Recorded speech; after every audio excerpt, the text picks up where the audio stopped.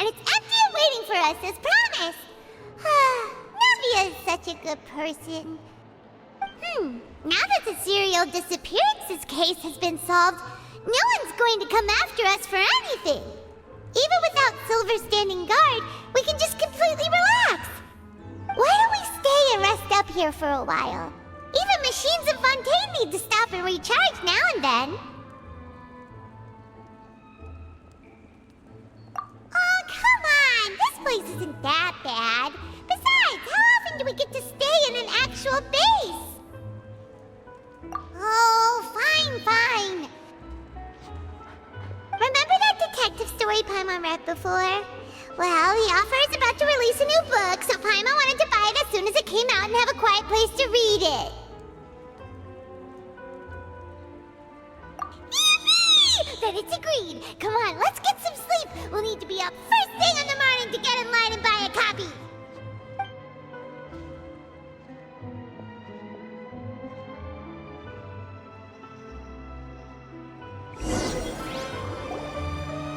Paimon didn't expect that style at all. Even though it's a detective novel, it's also like a social documentary. It's actually pretty good. No! Paimon just spends a bit more time sleeping than you, that's all. Excuse me, but do you know if the Traveler and Paimon are lodging here? Huh? Who are you? Paimon doesn't recall seeing you before. Wait, you're not here to give us trouble, are you? A blonde traveler and a chatty little fairy. Phew, looks like I found the place. Good thing I asked the Spina di Rosula. Seems they sent me the right way. Hey, what do you mean by chatty? Paimon's always careful not to talk too much. Most of the time, anyway. It's an honor to meet you both. I was sent from the Palais Mermonia. Monsieur Nourilette wishes to see you. It seems he has something important to discuss in person. Nourilette? He wants to see us again already? Huh. We talked so much the last time we met. Has something happened since then? I am not privy to the details. It would be best if you came to the Palais Mermonia and asked Monsieur Nourilette in person.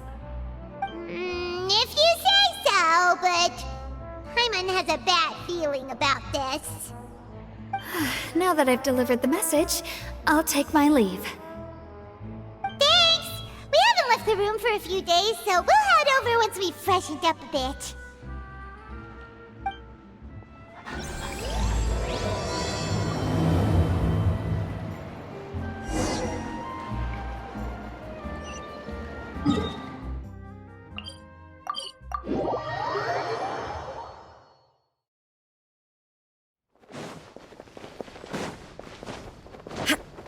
Shine down!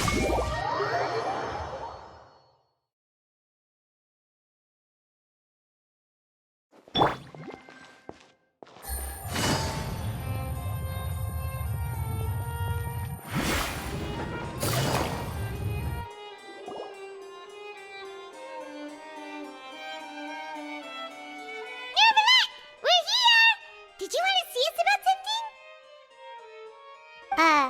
Huh? Why were you just standing there? You daydreaming or thinking something over? Yes, I did send someone to fetch you. But as for what I'd like to discuss next, well, I still have some reservations. Given that we've already made the trip here, you should just tell us. Bet you need us to help you with something, right? I do indeed have something I'd like to ask you to do. However, you should wait until after I tell you the details, then decide for yourselves whether you'd like to help or not. The situation is this. It has come to my attention that the Snezhnayan Harbinger known as the Knave wants a diplomatic meeting with you, correct? I heard that she was originally from Fontaine, but for her to suddenly arrive here and abruptly request such a meeting like this, I sincerely advise you to refuse her invitation outright. I'm sure you're aware that her purpose is most likely related to Child's recent predicament. We convicted one of the Snezhnayan Harbingers in a court of law, but we have yet to provide any form of detailed report on the matter. This does indeed provide an opportunity for Snezhnaya to put pressure on us. I believe we should adopt an evasive stance until we can provide a proper explanation and have a preliminary plan on how to deal with the matter. No, we shouldn't. I think we should agree to the meeting. Oh? Well, you see, we are the ones that owe an explanation. If we keep putting off the meeting, it could easily result in the problem escalating, right? It's like a fight between two friends. If they don't agree to see each other and talk in person, isn't it possible that the friendship could end entirely? Though diplomatic relations between Fontaine and Snezhnaya could be considered as friendly, it is only superficially so. You wouldn't go so far as to say that our nations are friends, as you did in your example. It was just an analogy. An analogy, okay? Moreover, even if we were to talk in person, if we don't have sufficient information prepared, it is quite possible the result wouldn't be restored relations, but a complete falling out. I don't think we should overthink those possibilities yet. Ahem. Even if the logic of the divine is not immediately apparent, its wisdom will only be revealed with time. Besides, you'll be at the meeting. If any problems do pop up, you'll have no problem navigating them. I must clarify that interacting and communicating with people outside of court is not my cup of tea. It seems you think too much of me. But more importantly, when did I agree to join the meeting with you? You mean you won't come? No, that won't do. I can't go to the meeting alone. You have to accompany me. I must take you with me. Lady Farina, could there be something else regarding this matter that is being kept from me? No, not at all. Look, I am the Hydro Archon of Fontaine, Focalor, the god of justice who is loved and adored by many. So I only hope that justice will be served in this matter. Don't overthink it. I'll go find someone to arrange the meeting.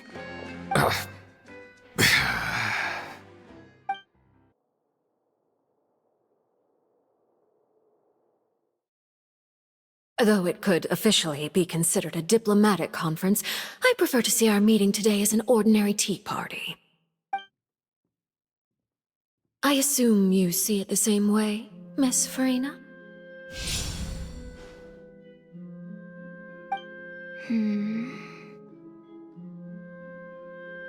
Lady Farina?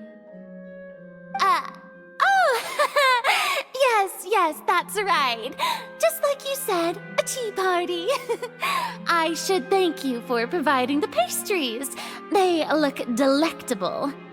To make this tea party even more lively, I've invited someone else to join us today. It's a pleasure to meet you, Monsieur Neuvillette.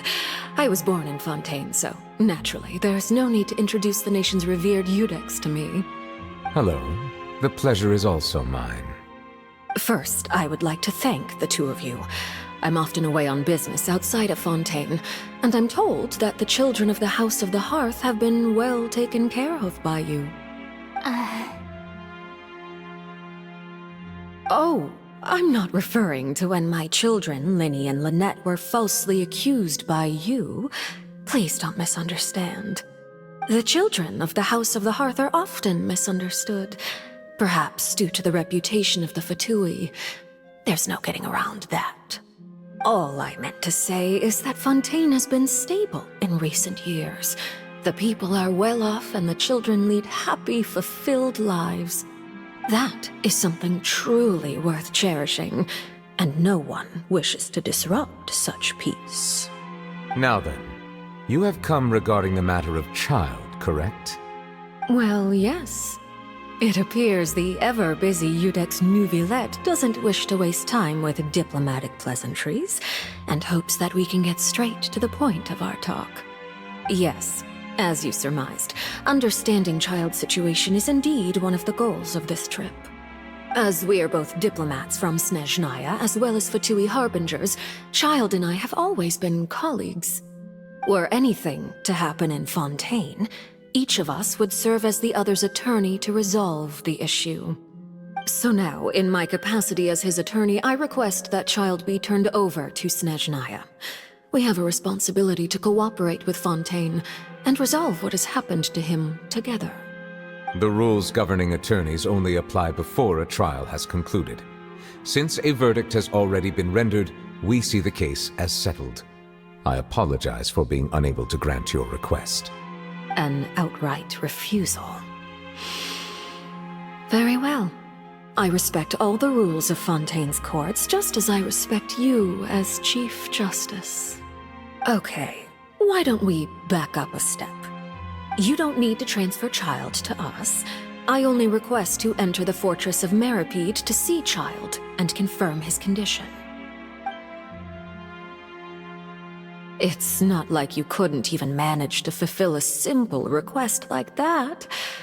Right, Miss Farina? About that. The Fortress of Meripede has always been completely autonomous. Even we have no authority to interfere there, and diplomatic issues do not suffice as an excuse. However, if you absolutely must confirm the situation of the Harbinger, I have a proposal.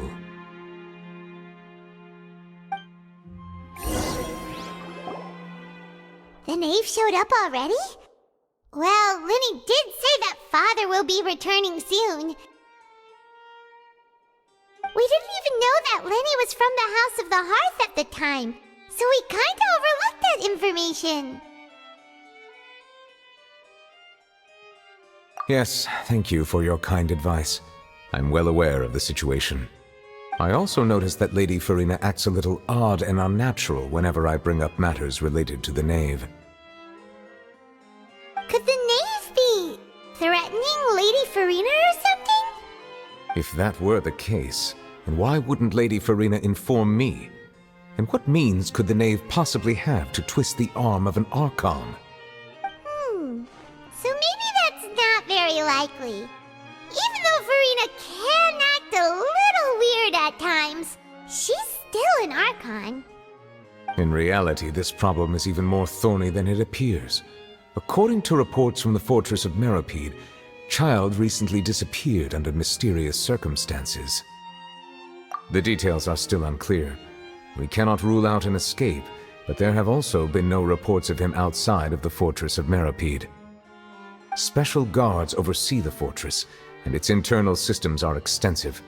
Combined with the special characteristics of the surrounding terrain, an escape should not be possible. I suspect that there's something else behind Child's disappearance. I was only willing to share this information with you because you are friends of Child, and it is my duty to see justice done. So this is what you wanted to see us about before. Yes. I would like you to go to the Fortress of Meripede and investigate Child's disappearance. This was my proposal during our meeting with the knave. Rather than allowing her to intervene, I offered to send someone to find out about Child's situation and report back to her in detail. The knave did not seem satisfied by my proposal, but she still agreed to go along with it for the time being. Her words were, "We will talk more once we have that report." So that means we bought ourselves some time. Firstly, you're already acquainted with Child. Your eyes may discern relevant details there that others would miss. And secondly, is the consideration of the unique nature of the Fortress of Meripede. Isn't it just Fontaine's prison? I would not define it so crudely. The Fortress of Meripede is not affiliated with the court system of Fontaine on paper. It has always existed as an autonomous entity. Early in Fontaine's history, criminals were punished with exile, not imprisonment. Even today, sentences against convicted criminals still include exile, just as before. The Fortress of Meripede may seem like a prison, but it should in fact be regarded as a gathering place for exiles. All we do is dispatch guards to keep watch and help maintain security, but we have no right to get involved with any other matters. Although I do have a personal relationship with the administrator there, neither myself nor the courts have the right to be directly involved with the investigation, no matter how serious the grounds. Oh, Paimon gets it now. That's why you need us to conduct our own investigation as a third party, right? Correct. I will arrange false charges against you so that you may secretly investigate inside the fortress during your detention. This will save us a lot of unnecessary trouble. So, are you two willing to accept my proposal? Yeah, no matter how you look at it, it seems we're the best choice. Alright, we hereby accept this difficult task. Reluctantly. You two have my sincere thanks. This matter is of critical importance to Fontaine's current situation. Also, I hope that both of you can keep this operation a secret. We will rendezvous at the Fortress of Merope's entrance on Irenaeus once you've prepared yourselves. I will arrange for someone to take you inside. Prepared ourselves? Is there something we need to prepare? Perhaps you could enjoy a good meal and have a nice bath. I'm afraid that living conditions inside the fortress are nothing like those on the outside world. Oh, right! Even though we'll be there on trumped-up charges, we'll be in prison for real. On second thought, is it too late to back out? Please do not worry. Since you are sacrificing both your time and quality of life for the sake of delivering this report, you will be compensated according to the highest standards permitted to legal staff, regardless of the outcome. Now that's more like it! Come on, traveler, let's go eat the best meal we can find! We'll eat so much that we won't need to eat another meal for a whole month! You're a treat! Are you leaving now? In that case, please take this cake as a token of my personal gratitude.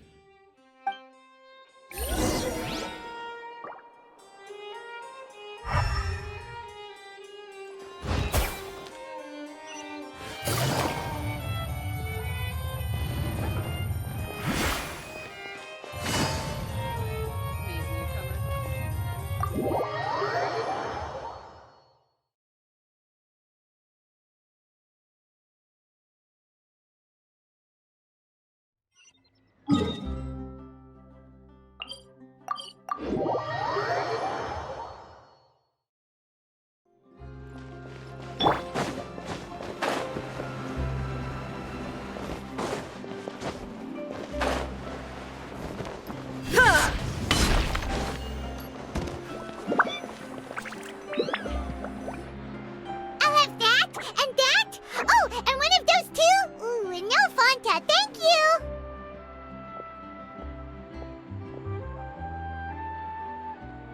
That cake was pretty good. But as soon as Paimon remembered that we were about to go to prison, Paimon's stomach suddenly became completely empty. Now that Paimon thinks about it, we've always been super careful ever since we arrived in Fontaine, just to avoid breaking any strange laws here. But here we are, about to willingly send ourselves off to the Fortress of Meropide. Maybe this is what they call fate. Let's just try our best to investigate everything quickly once we get there. Paimon doesn't want to stay in prison too long.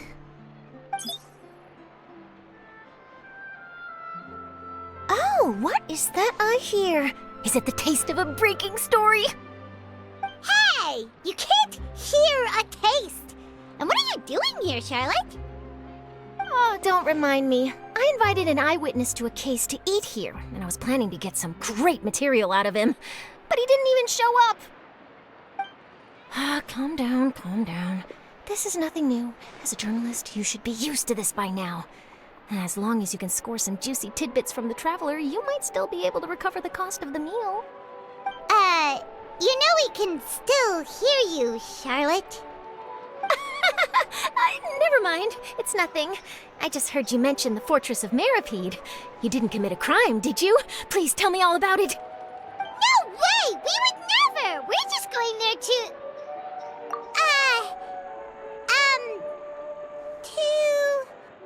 Oh no, Paimon almost forgot that Neuvillette told us to keep it a secret!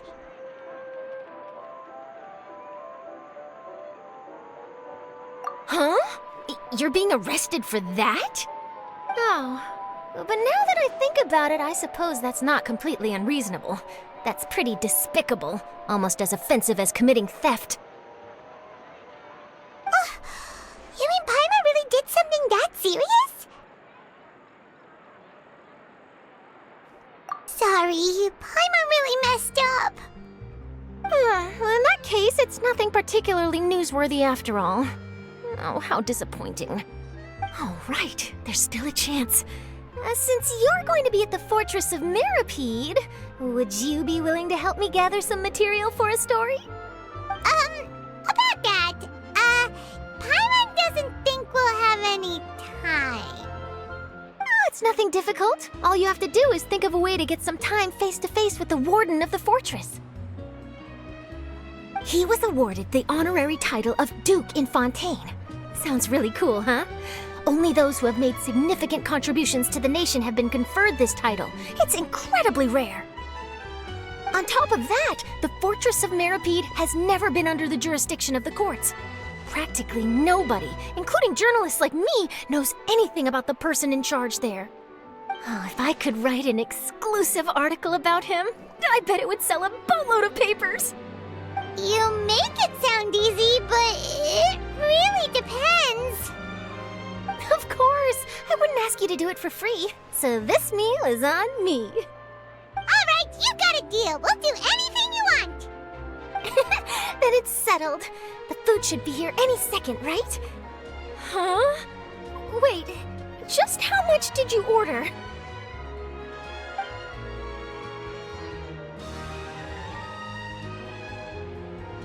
Oh, Paimon's so full.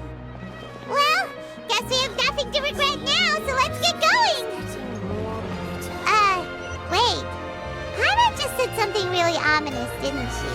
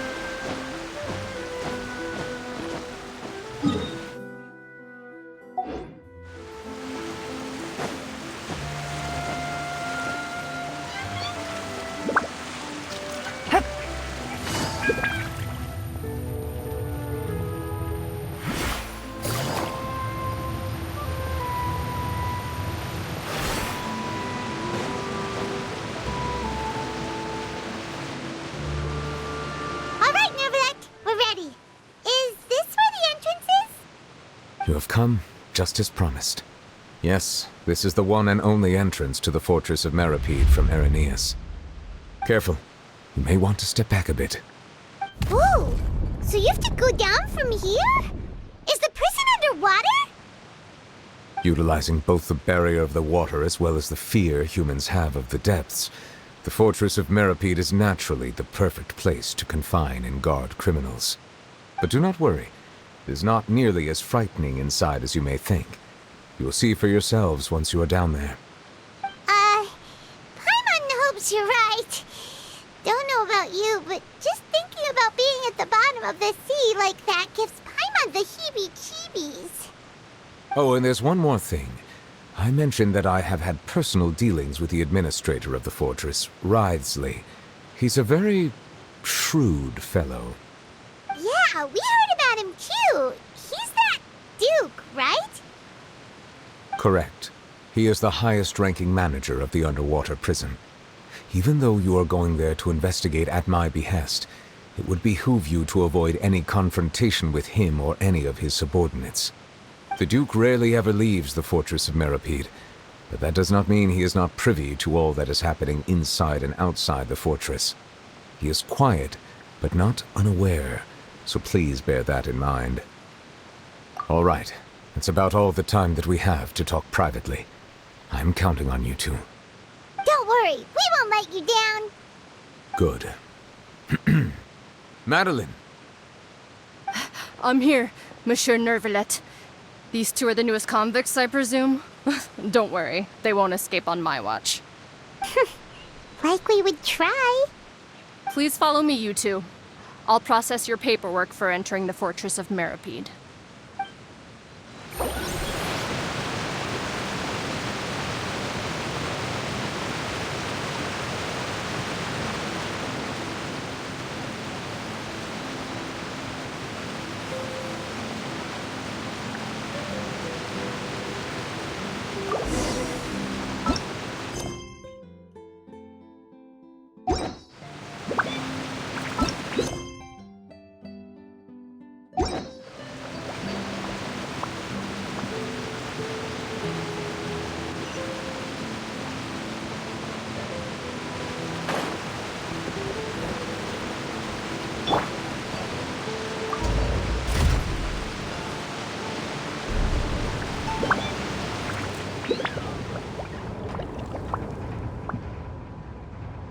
Are we already underwater now? Huh. So this is what it feels like to be a criminal in Fontaine. You two seem to be taking this pretty well. It's rare to see convicts in such a good mood.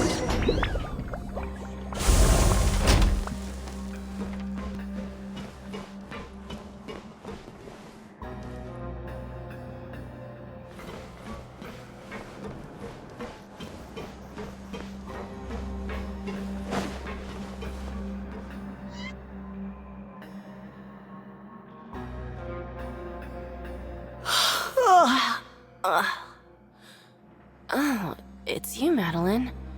Why'd they make you make the trip down here today? Monsieur Nervalet personally requested I escort these two convicts. I suppose he was concerned others might not be up to the task. Well now, aren't you the lucky one? Must be nice to be on good terms with the big shots like the Chief Justice. The only people I get to see every day are the new inmates. Well, have you tried service with a smile? Who knows, it might help your professional reputation. Yeah, right. As if. Every criminal comes through here looking miserable. How can I smile with such a toxic work environment? And even if I did smile at them, the convicts would probably just think that I'm some freak getting some kind of twisted enjoyment from their pain. Oh, she's got a point. Well, I've finished transferring you. You two will register here, and Marette will guide you through the remaining procedures. Yep, I'll take it from here. You head on back to that bright and sunny world above. Okay, let me see. You are the Traveler and Paimon, correct? That would be us. Let me confirm your charges and sentence. Let's see. You two are charged with eating a cake specially prepared for the Archon by a Snezhnayan envoy without the Archon's permission, thereby incapacitating the political center of Fontaine for a brief period. Sentence: 45 days? Huh? Wait, you mean the cake that Nervalet gave us was... Just looking at the charges, it seems you two are capable of causing some serious trouble. And considering how fond Lady Furina is of sweets, this crime is tantamount to trying to assassinate the Hydro Archon herself. Now I've seen everything. Anyway, we still need to finish processing you before you can enter the Fortress of Meripede. Please stand in front of the board over there. I'll take your mugshots with my camera. Oh, all right. But be sure to catch Paimon's good side.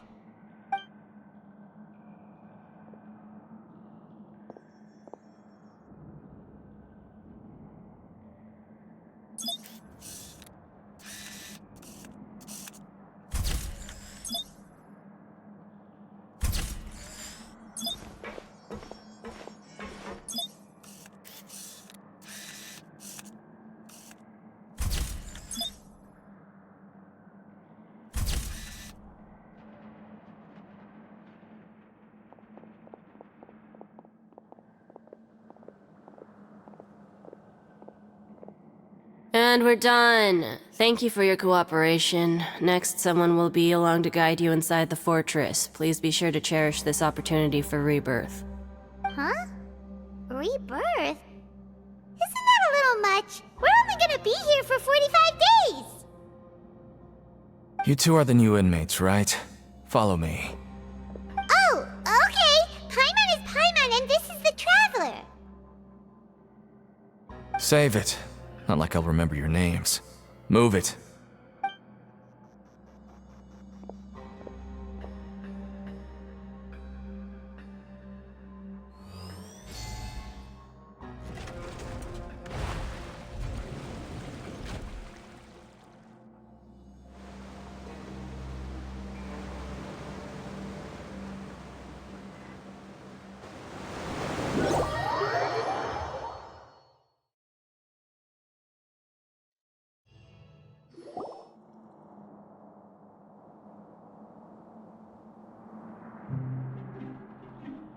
So, are you one of the guards here? Is there anything we should be careful of while we're here?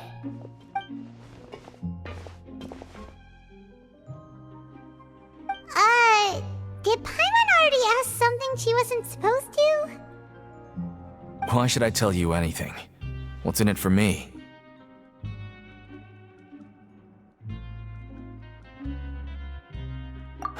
This is exactly why I can't stand you fish. I wouldn't even be doing this if it weren't for the credit coupons. Credit coupons?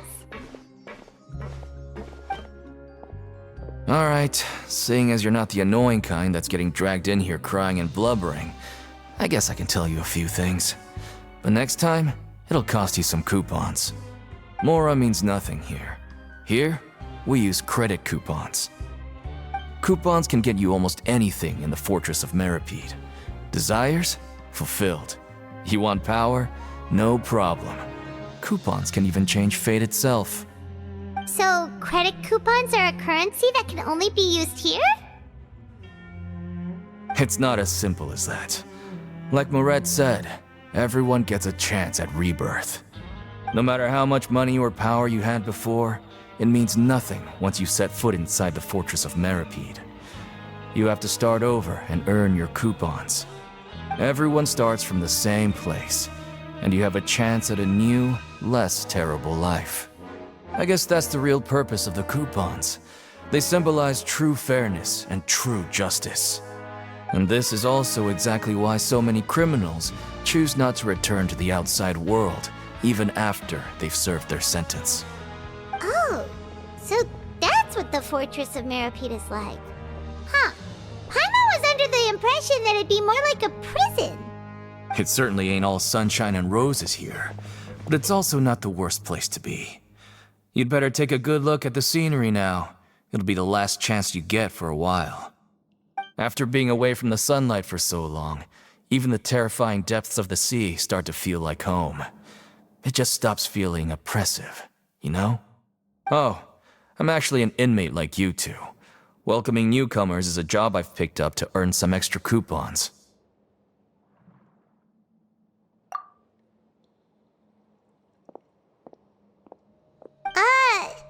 Why aren't you answering us again?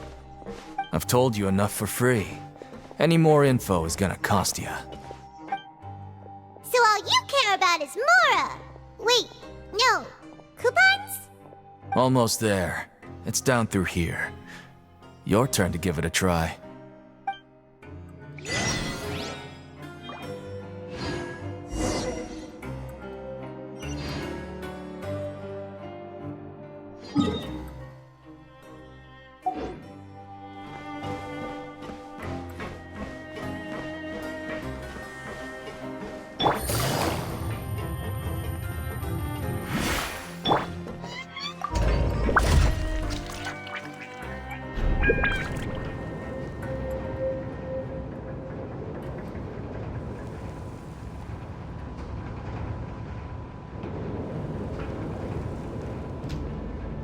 Inactivity serves no purpose whatsoever.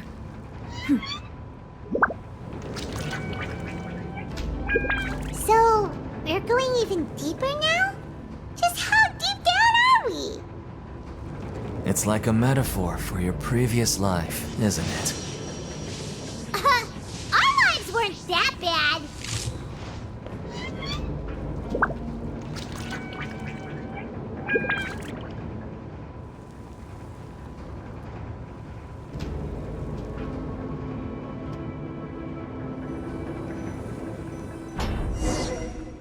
The world remains constant over the centuries. But human life is like the dew at dawn, or a bubble rising through water. Transitory.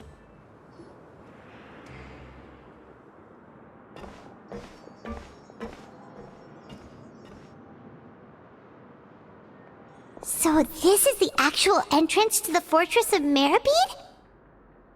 Huh. It looks like there are other new arrivals, too. Oh, they sure don't look happy. Maybe we look too relaxed for fresh convicts. Oh, right. We're on someone else's territory now.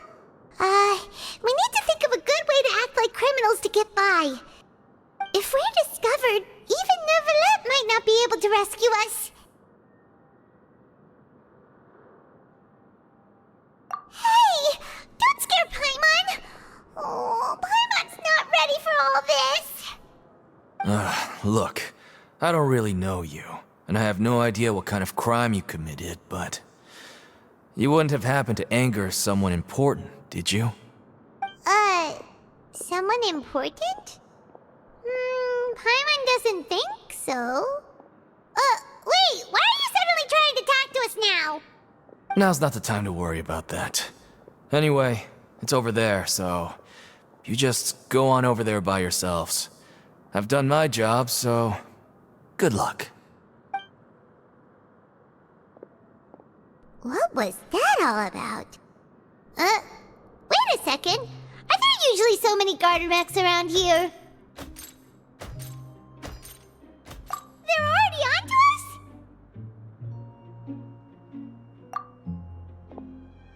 Prisoners numbers 7459 and 7560. Welcome. Oh, no need to be anxious. These Gardermechs aren't here to attack you. In fact, they're here as your honor guard. When I heard that you were friends of Monsieur Nervalet, I had the Gardermechs come and wait in formation. Wait, you know about our connection with Nervalet? The seafloor isn't as cut off from the world as you might imagine. However, I'm afraid that I know nothing more than that you are friends of the Udex. And as you can see, committing a crime means being sentenced here, even if you're friends with the Chief Justice. Quite fair. The Duke! Greetings, Your Grace! Lovely weather today, isn't it? Oh, greetings, my good fellow. Well, I'm willing to imagine that the weather is as good outside the sea as you say it is. How great it would have been if only the Fortress of Meribed had been built on the coast, huh? It would have been so convenient to enjoy a nice chat in the sunshine. My profuse apologies. I just got so nervous when I saw you, So this is the Duke. He sure looks a lot younger than Paimon imagined.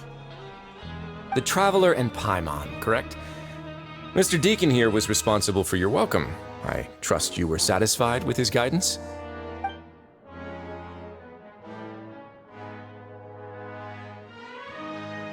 Outstanding! Well, Deacon, I recall we discussed fate during our last work meeting, I believe that fate will reward all those who take every aspect of their work in life seriously.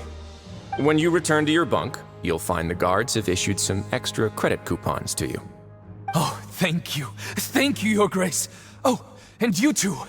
I can't believe you gave me such praise. If you need anything in the future, anything, please, come find me anytime. No credit coupons necessary. Well, I believe that concludes the introductions. We've already taken enough time here. Deacon, if you would. Yes, Your Grace. I'll take my leave now.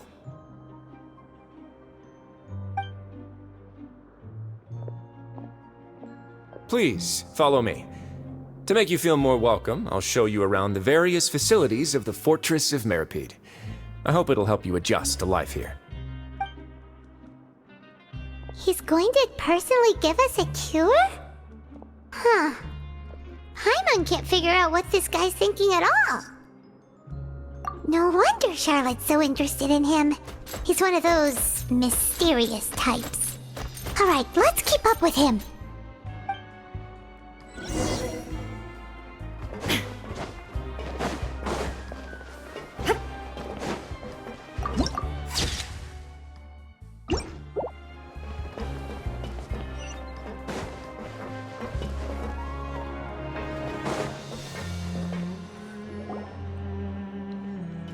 There's no need to be so reserved. The label of criminal is nothing but one of many identities, and being criminally inclined here at the fortress is just one of many ways to survive. Is it really okay for the warden to think like that? We're real criminals, you know. What if we're too difficult to handle? Well, then maybe you'll be able to carve out a name and a place for yourselves in this underwater world, But before you go in swinging, please remember that in the Fortress of Meripede, it's better to not cause trouble for yourself or for the guards. Now, we've arrived at a very important place, the Coupon Cafeteria. You can come here and claim one welfare meal each day. Welfare meal? You mean it doesn't cost anything? That's right. Criminals are essential to fortress operations, so we must guarantee that they at least have the basic means to survive. But that's not how it was. Back in the day, it cost you reward coupons just to get a cup of water here. For fish like you who just arrived with nothing, you'd have to go to work hungry until you earned enough coupons to eat. It was only after His Grace became the administrator that we got the free meal rule. Now everyone gets a square meal every day, even no-good slackers who've never picked up a wrench in their whole lives. Nobody starves to death here. In the Fortress of Meripede, credit coupons are the only currency, and everything must be purchased. In some sense, you could say using the coupons is a form of trade. But trade is always conducted by people. So if we want trade here to prosper, we need everyone to work hard and live their lives. If nobody could even afford a meal, then the whole fortress would be up in arms. And that would only make things more difficult for me. So, rather than saying that we're giving everyone a free meal here, you should say that everyone's hard work has improved the living conditions in the Fortress of Meripede. Your Grace's reasoning is correct, but what I said is also true. Whatever the case, hard work is rewarded here. You'd be hard-pressed to find anywhere else as fair and reasonable. Right! Paimon sees your point. By that logic, this place doesn't seem so bad after all. Oh, wait, no. We shouldn't drop our guard so quickly. But it seems the inmates really respect the Duke because of his attitude, right? We should still try to verify the truth with our own eyes. Let's continue this way.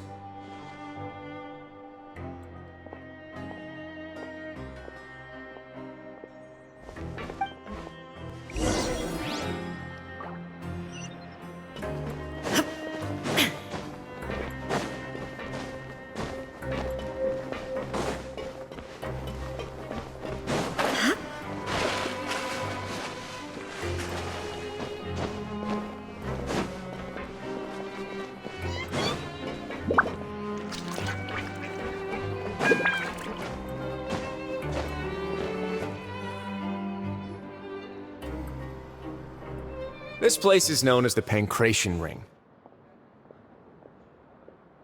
Sometimes we have criminals who have more energy than they know what to do with. Their daily work alone isn't enough of an outlet for them. So, instead of leaving them to their own devices, we've provided them with this dedicated venue. This way, nobody will get involved unless they want to be. Pancration matches?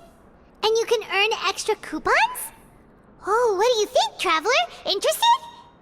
But I must warn you that your sentence will be extended if you fail to restrain yourself and end up seriously injuring or killing your opponent.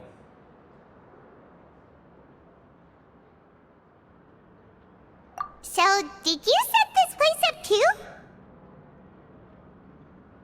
No, actually. I just granted approval for the organizer to use this area to build the ring, and I collect a portion of the proceeds in return. Of course, the fees are also quite useful. Oh. Do you mind Sure. Ensuring personal safety, maintaining the arena, and resolving any conflicts that arise. Why? Are you interested in how to manage a pancration ring? Oh, no. Paimon was just wondering if that's how you paid for everyone's welfare meals. A reasonable guess. I see you have a talent for entrepreneurship. Oh, you hear that? Paimon has a talent! So we can start a business here? That is something you can discuss between yourselves later. Let's move on for now.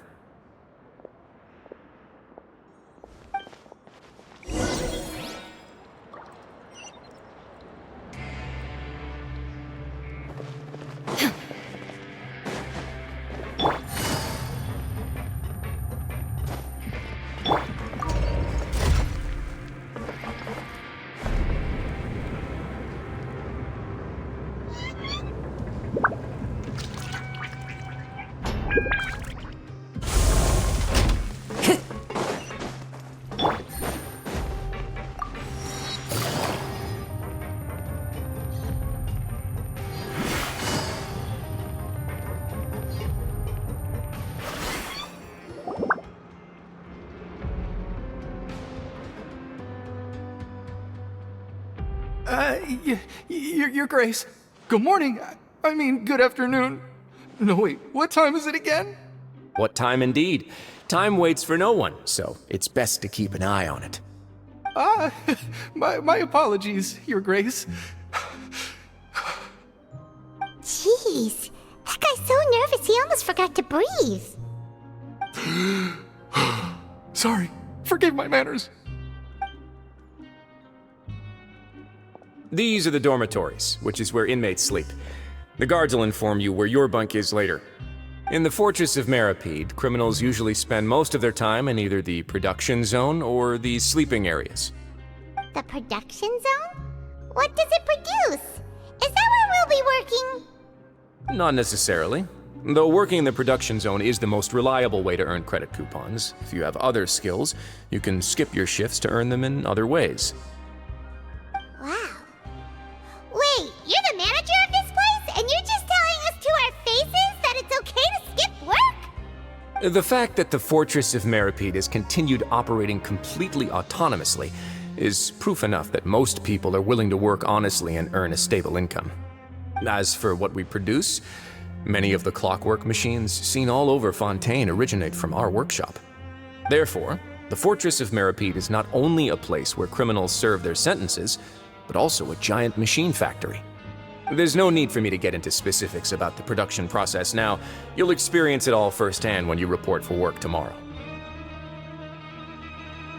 Let's move on. The tour continues over this way.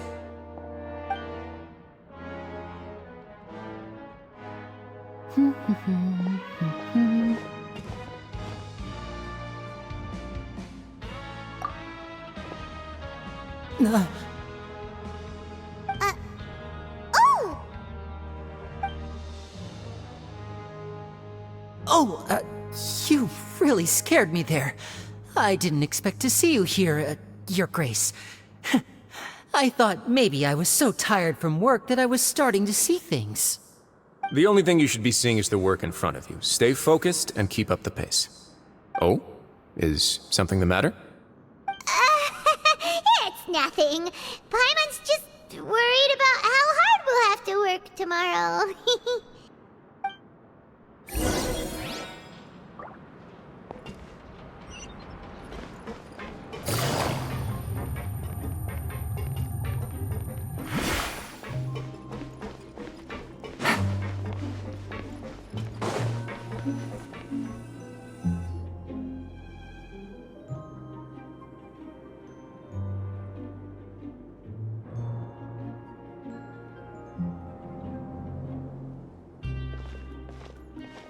Your Grace? What are you doing in the infirmary at a time like this? Oh no, you didn't injure yourself, did you? Not yet, unfortunately for you. But thank you for your concern, Sigewin. Oh, then you must be here for those two. Allow me to introduce you. This is the infirmary, and Sigewin here is the Fortress of Meripede's head nurse. Hello, new faces. They call me be the head nurse, but I actually handle all the nurse-related work all by myself down here. Since you seem to have some rare downtime with no patients, perhaps you could find the time to join us for dinner? Oh, then these two must be some important convicts. Sure, I'll join the welcome party. Thank you. Your presence will be the pièce de résistance for today's tour. Oh, so the tour part is over now? I believe I've already covered the primary aspects of life here in the fortress. As for your work, there'll be someone else to guide you through the details. Is there anything else? I seldom conduct tours, so why don't you just ask if you have any questions? Well, this is our first time here. Paimon's not sure what to ask.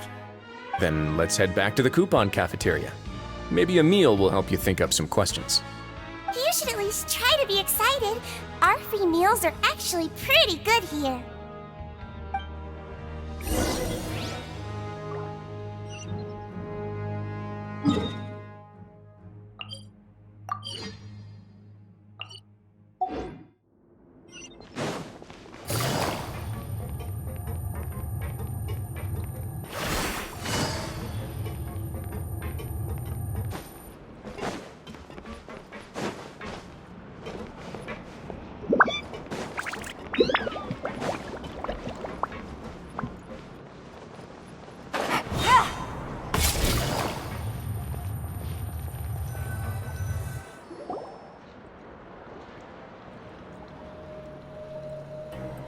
What do you think of the food?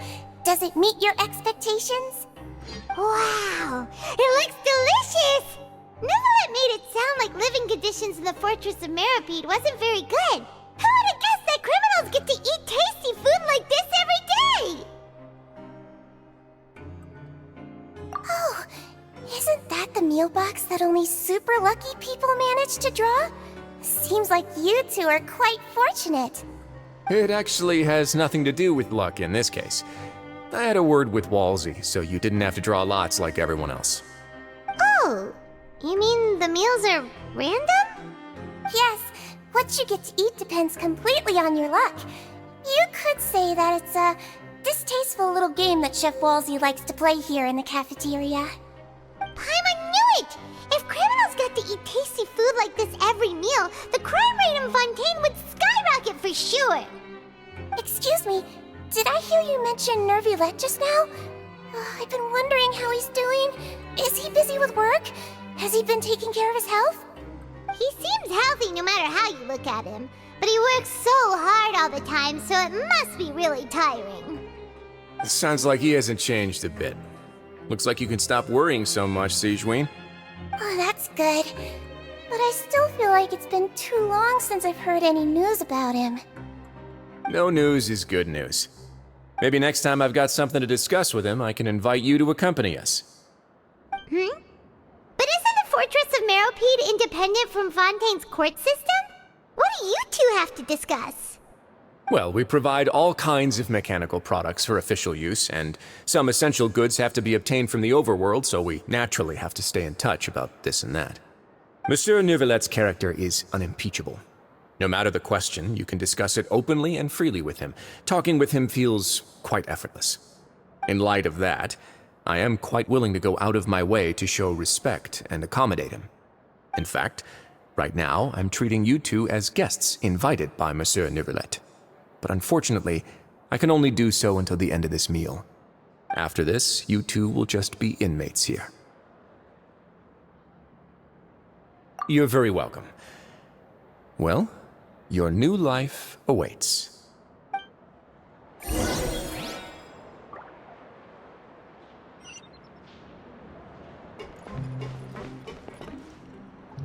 Grab yourself a welfare meal. Take it easy.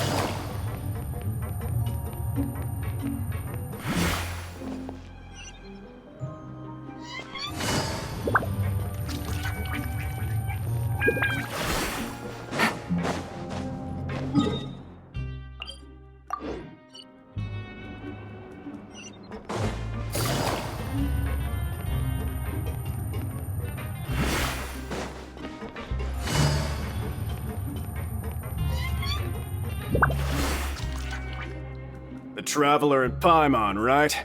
Listen up. As new inmates, the only thing you need to worry about is what to do and when to do it. Don't make any extra trouble for yourself. Your bunks are right over there. Follow me.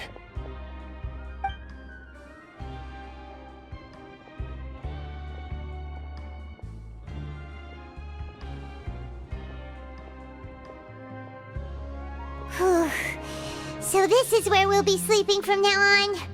Oh, Paimon can't believe this! The days of staying home and reading detective stories are like a dream now. By the way, Traveler, we saw a lot of things worth investigating just now. Even though the Duke didn't say it too directly, judging from what he said at the end, it seems that he was only welcoming because we know Neuvillette. We are criminals, and Paimon did eat that cake, but we're actually here to help Neuvillette. Is it possible that he knows we're here on a mission? Or is Paimon overthinking things? Yeah, Paimon thinks so too. He probably knew why we came here from the very beginning and intentionally wanted to send us a message. Maybe something like, "Hey, I have my eyes on you, so don't try anything funny." Yeah, you're right. It's not like we can go back to Neuvillette empty-handed and say, "The dude looks scary, so we gave up." And besides, the Duke said that he was willing to go out of his way to show respect for Neuvillette, right? So, we at least need to try. But Paimon hasn't gotten a clue where we should start our investigation. You mean... Yeah, that's what Paimon was thinking too! Paimon almost spilled the beans when we ran into him. Fortunately, based on his attitude, it looks like the Duke sees Linny as just another inmate. We worked so hard to help clear Linny and Lynette's names, and yet we turn around and BAM! He's in prison anyway! Oh, right! Linny and Lynette are from the House of the Hearth. They work for the Knave, so they could be here to investigate too! Huh? Oh, it's a card! Paimon didn't notice it earlier. It looks like a magician's prop. Lenny must have left it here. He's in prison and still doing his little tricks, huh? Let Paimon have a look. It was nice to bump into you again. Let's catch up in the production zone tomorrow. What in the world? It's written like he's greeting a buddy on the street. Paimon thought he'd write something important. If you say so. We can ask him what's going on tomorrow. Let's get some rest now.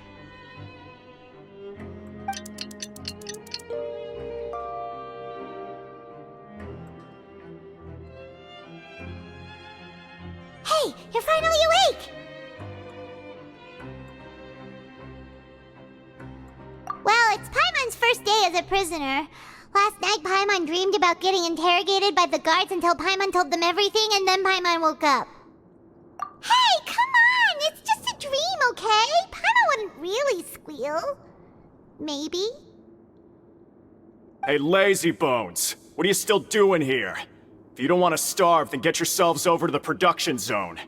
Sorry! We're going right away!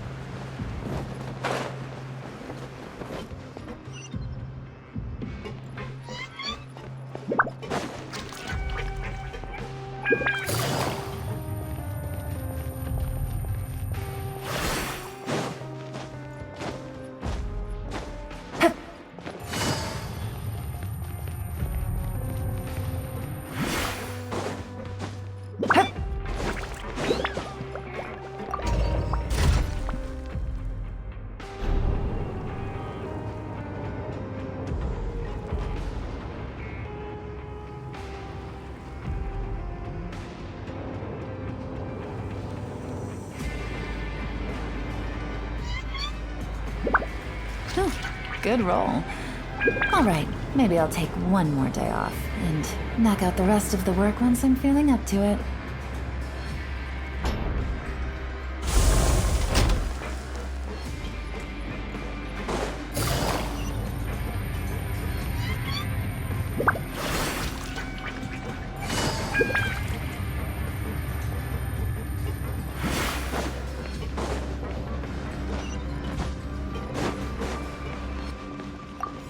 Take it easy.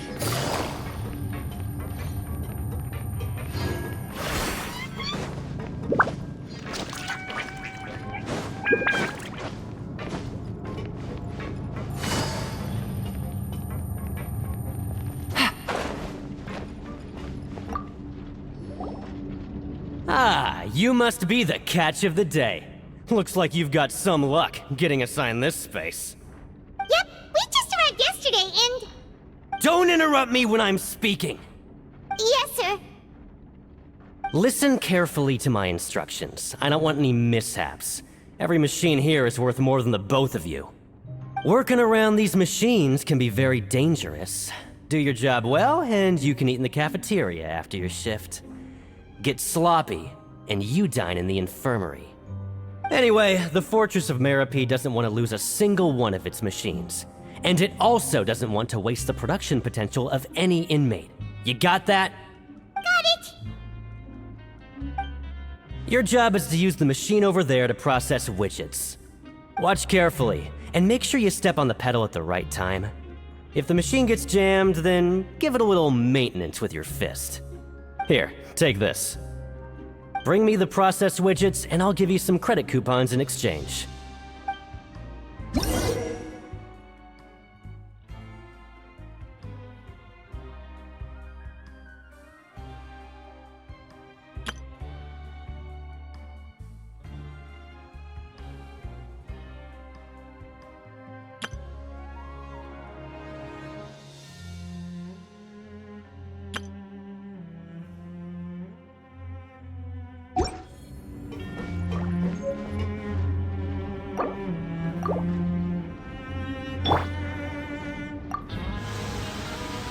So if the machine gets jammed, you just need to attack it to fix the problem. Once the widget is hot enough to glow, jump to step on the pedal and hit the widget with the hammer.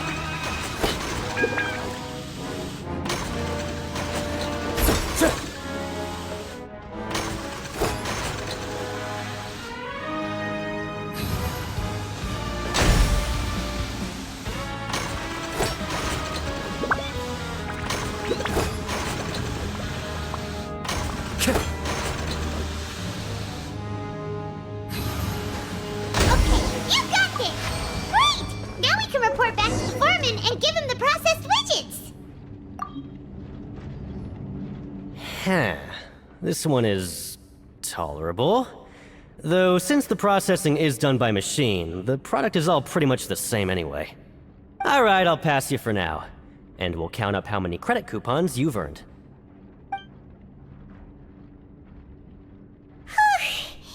Paimon's exhausted. We're done now, right? Oh, that foreman. He's so scary that Paimon couldn't even speak. Ugh. Even though Paimon's starving and wants to head straight to the coupon cafeteria, we still need to meet Lenny first, right? He probably just finished up his work, too. He should be around here somewhere.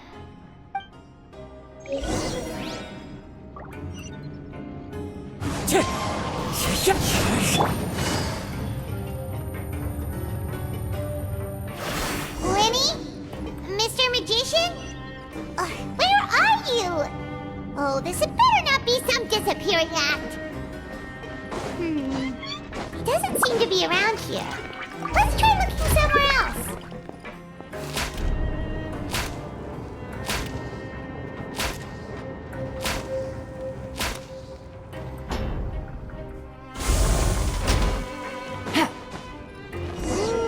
Where could he be? Did he decide to slack off and sleep the...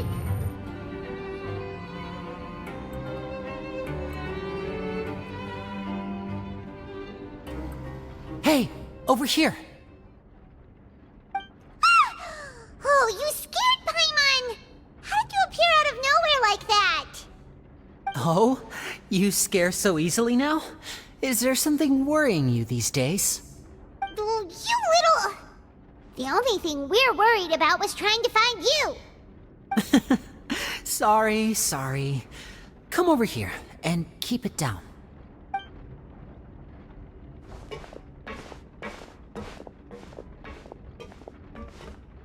Oh, Lynette! You're here too! You two really are inseparable. That's right. My brother simply can't stand to be away from me. It's not just Lynette. Fremine is also here. Do you still remember him? Oh, you mean that diver from the House of the Hearth, right? Pyro remembers seeing him in the court of Fontaine before. Now hurry up and tell us, how did you end up as criminals this time? We fought so hard at court to prove you were innocent, but now it looks like our incredible court battle was for nothing! Sadly, even the teeniest of things can land you in prison these days. I put together a street performance and used the popularity we gained from the Opera House incident to attract a big crowd. And then? Next, I invited several audience members to participate in the show. And then, with the entire audience watching, their wallet suddenly disappeared. My brother was charged with theft, and I was charged as his accomplice, having assisted him in his crime. It really isn't that bad. The missing wallets are all in the leftmost drawer of the Maison Gardiennage's big filing cabinet. We just need to see how long it takes to discover them. Yep, we should be released then. In terms of the magic trick itself, I think the performance went perfectly. Leave it to Lenny to magic himself into prison. Indeed. Last time I hid my identity from you, I promised that I'd tell you absolutely everything if you were angry about it. No more secrets. So I don't plan on keeping anything from you this time either. At the moment, the House of the Hearth's interests don't conflict with yours at all. We were instructed by the father of our house, the Knave, to come here and conduct an investigation. Told you so! See? Paimon guessed right. As for what we're investigating, perhaps you haven't heard, but the fortress of Meropide hides a secret. Some even say that the entire fortress exists just to protect it. The House of the Hearth has been investigating this for a very long time, trying to uncover its mysteries. But recently, all of our informants, including the ones that had infiltrated the guards, suddenly vanished and have not been heard from since. We believe that this is a direct provocation, and it's the reason why we came here. Father has somehow managed to confirm that Focalors does not have Fontaine's gnosis. Huh? How did she manage to learn information that important? Father has her ways. Many of them are beyond our imagination, and we've never had the chance to see her at work. But we trust her conclusions. It was this information that led us to suspect that Fontaine's gnosis might be in the fortress of Meropide and is related to that secret. So it's all about the gnosis again. Well, that's about it from our side. How about you two? Did Monsieur Nervulette send you here? Bingo! The Knave has been applying a lot of pressure. She wants to know what happened to Child, so we came here to investigate. Traveler, are we allowed to tell them?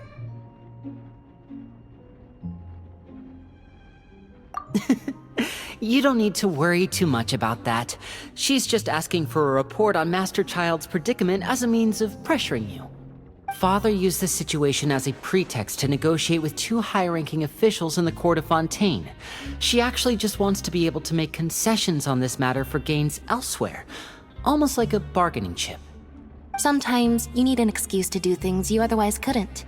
And a harbinger is more valuable than you might imagine. Of course, it's not a complete farce. If we do manage to find out what happened to Master Child too, then diplomatic relations with Fontaine could improve, and Snezhnaya might even be able to adjust its stance a bit. Is it just Paimon, or does it feel like we're the only ones who actually care about situation. The relationship between the Harbingers must be as bad as ever.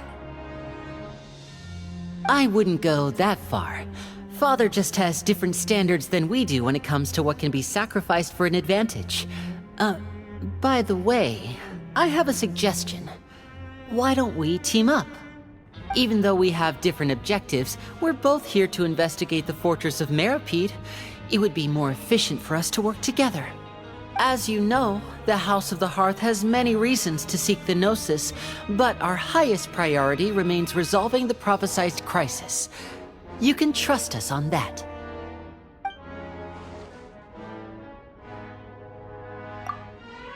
See, I told you. Is that so? Sure enough, it won't be easy to convince them to cooperate with us. Lenny seems to be thinking pretty hard about something. Of course he is. Lenny has been looking forward to a chance to reach an understanding with you ever since last we met. Or, I should say, we were really looking forward to teaming up with you this time. Lynette, just tell them everything, why don't you? It's okay to open up a little.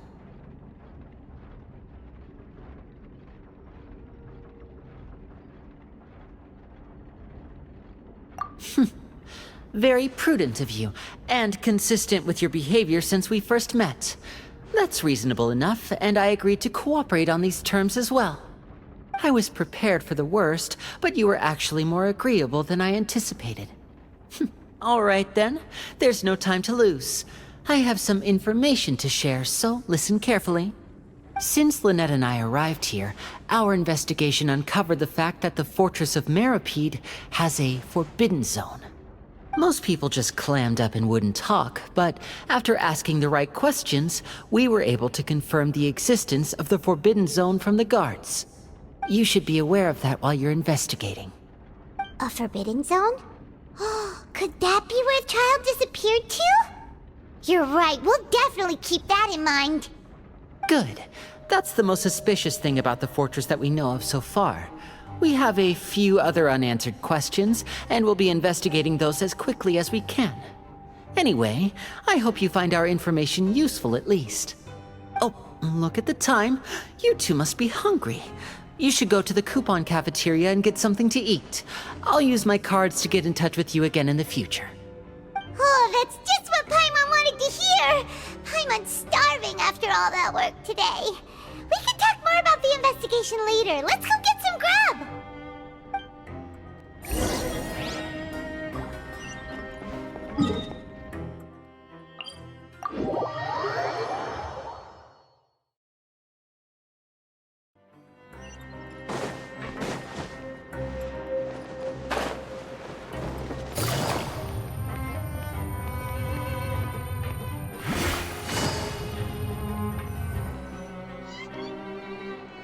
Oh, he wasn't kidding. Today's meal is nowhere near as good as last time. Oh, who knows how long it'll be until we're lucky enough to get that super tasty meal again? Forget about it then. We'll just deal with the regular food for the time being. Let's just get out of here as soon as possible. But life here doesn't seem all that bad. Other than the foreman being kind of mean and the work being pretty tiring. You think so, mate? If I had a coupon for every fish who said that. Seems you fishies still haven't learned your lessons from your life up on the surface. If you take things at face value, then by the time you reach a dead end, you won't even know how you ended up on that road in the first place. I like your attitude. I can, let you in on a little something. Everyone's been telling you to just follow the rules and not cause any trouble for yourself. Am I right? But what they don't tell you is that the rules aren't exactly what they pretend to be. The rules for being a prisoner. The truth is, this place has a lot of hidden rules. Huh? Hidden rules? What do you mean? Not everyone knows about those rules, but whether you know them or not, once you break one, you might encounter something even worse than death. Really? Oh, now you're really scaring poor Paimon. Don't you Of course. And I'd say that just disappearing would be one of the better outcomes. Oh, you mean that if there really are hidden rules, then Child's disappearance might have something to do with that? In that case, would you tell us some hidden rules? We definitely want to avoid breaking them. Come on, mate. This is valuable information. The difference between life and death. Do you really think you can just ask and I would tell you? Paimon understands, but we don't have many credit coupons yet. Yeah, I know. Not like I'm going anywhere. Just come talk to me after you've saved enough. Moreover, you're new fish, freshly caught, and completely out of your element. What'd be the point in even telling you anything before you've gotten a handle on your new lives? Come and find me once you've been here longer. I'm usually around the rag and bone shop. Just call me V-Doc. Bye-bye now.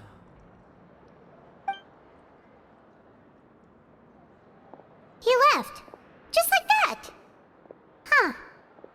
Do you think he's just trying to scare us into buying fake information from him?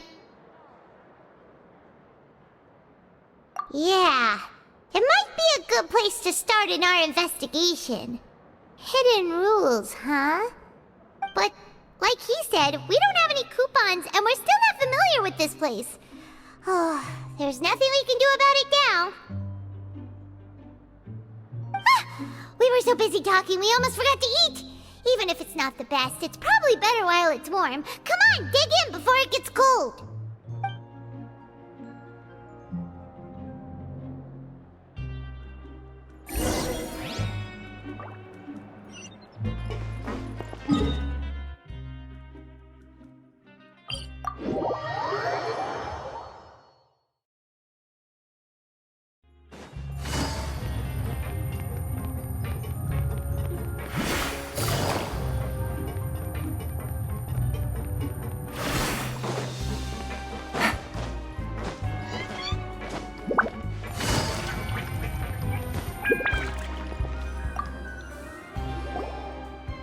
So Paimon just confirmed with the guards that our shift is set for every morning, and we're free to do whatever we want all afternoon. But it seems like most of the other inmates choose to continue working through the afternoon to earn more credit coupons. Oh, and they also said that you can use coupons to skip work in the morning and free up your time. They weren't kidding. Credit coupons really can be used to do anything here. Paimon's so tired. And we'll need to wake up and go to work in the morning. Without any credit coupons, it's not like we can really do anything else. Nighty-night, Traveler. Paimon hopes we can keep making progress on our investigation tomorrow.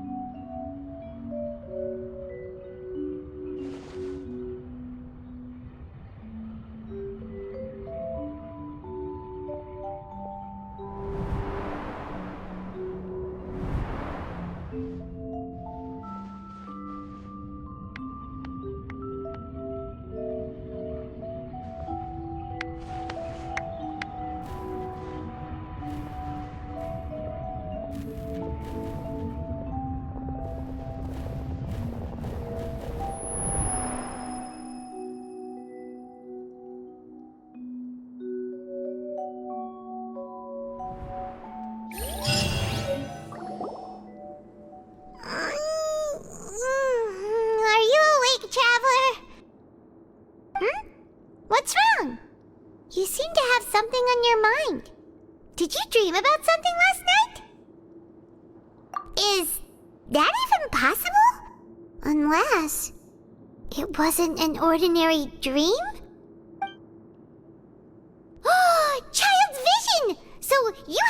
this whole time? Maybe the vision connected child's consciousness to yours!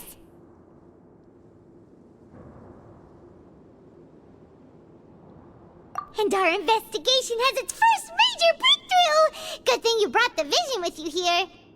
So what did you see in the dream? Do you know where child went?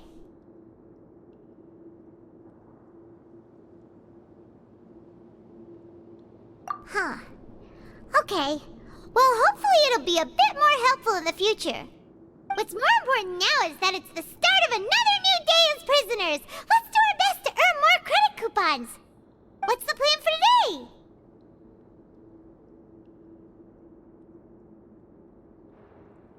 Let's go! It's time to start working. If that guard Fielding catches us skulking about, he's sure to give us an earful.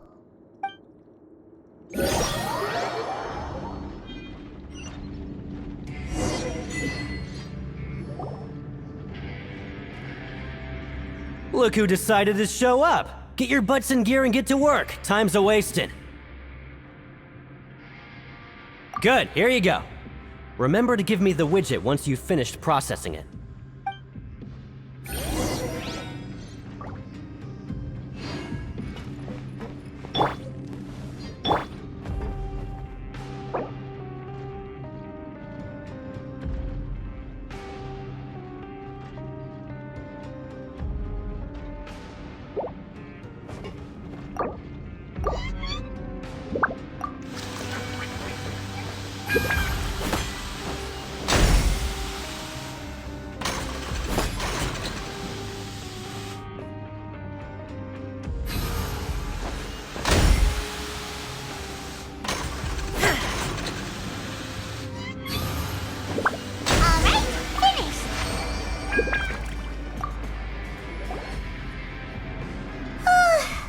I'm on speed.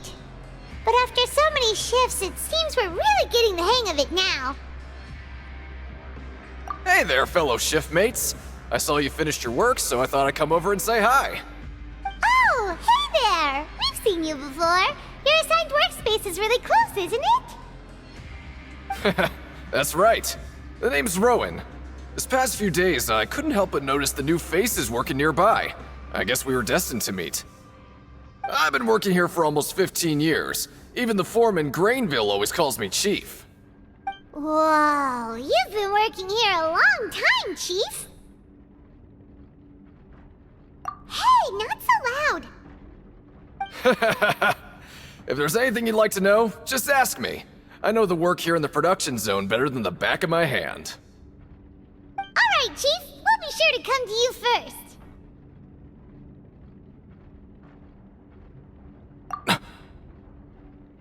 Did you just ask about the rules? Pretty sharp for newcomers. You've already heard about the rules, huh? Who'd you hear it from?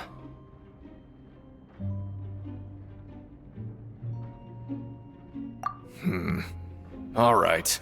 Seeing as I'm the one who came over here, you're already calling me Chief. I guess I can tell you a little. Truth is, you two keep working like this, you might be putting yourselves in danger. Huh? Wait, there's even a rule about that? What would have happened if you never told us about this? Well, it's usually not that easy to break one on accident. The conditions of the hidden rules are usually pretty specific. But once you do break one, bad things happen. If you work continuously in the production zone for 3 days, and if all you do besides eating and sleeping is just work, then something bad will happen during lunch on the 3rd day. Huh? Like what? Oh, don't scare Paimon! If I knew that, then I wouldn't be standing here talking to you, now would I? You mean, even you have never tried working 3 days like that before? There's actually a legend about this rule. They say that there was a worker who worked way harder than me. He was both efficient and eager on the job, and most other workers couldn't hold a candle to him. One time, he tried to test his limits and worked as long as he could. Then during lunch on the 3rd day, he disappeared into thin air, as if he'd evaporated. Later, some people went and asked some of his past friends about him, but they said, never heard of the guy. What the? How could that happen? Unfortunately, we were assigned different production zones. I never saw for myself what he looked like. Wait, are you thinking that it was... Huh? Oh? You... Listen, kid. This ain't the kind of thing you should be curious about. Let me tell you, you're better off forgetting about it and looking after yourself. Now I kind of regret ever telling you. Yeah, I agree with Chief here. Do you really want to try? Alright, if you insist.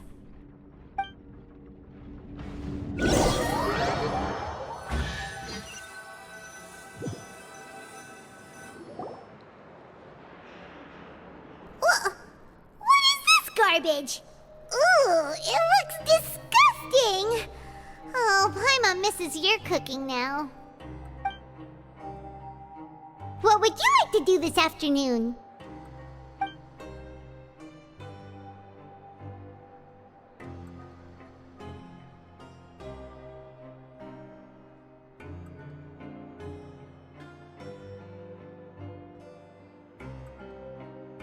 Maybe we'll be able to find some leads there.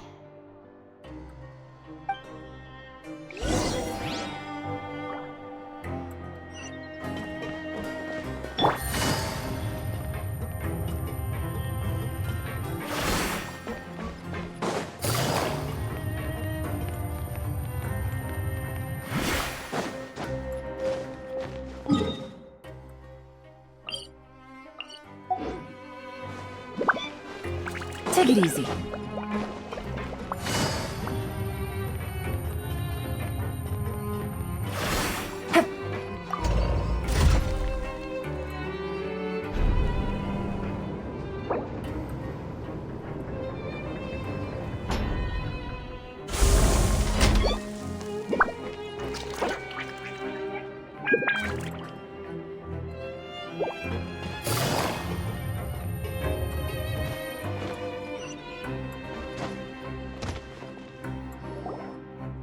Oh, you must be the Traveler, huh?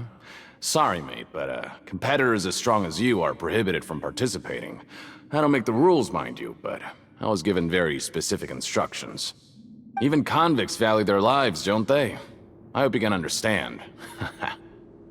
But we have a game here that'll let you show off your strength, and you'll even earn some credit coupons in the process. And if we lose the game, will it cost us credit coupons? Of course. That's the cruel reality facing every competitor in a place like the Pancration Ring. Okay, great. Let me walk you through the rules. The targets in front of you will pop up one after another. You'll need to hit the targets in the same order that they popped up. If you can complete a few rounds in a row with no mistakes, then you'll win credit coupons. But the second you mess up the order, you'll lose. Game over. The game costs 300 credit coupons to have it go. So, you up for it? Thanks for your patronage, mate. Now, let the game begin.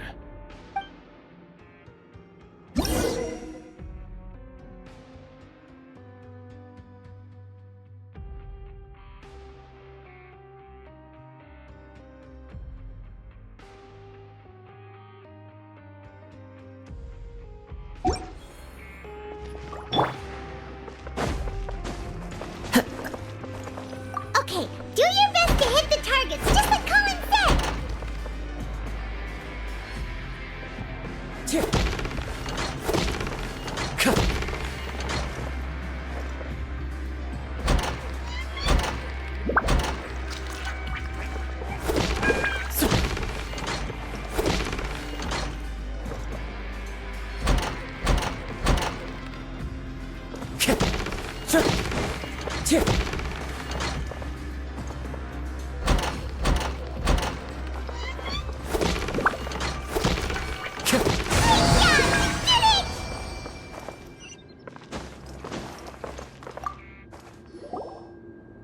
Not bad.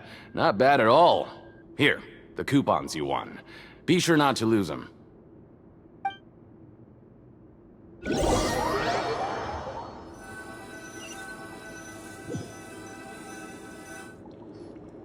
Seems we had a productive day. Hope we can make even more progress tomorrow.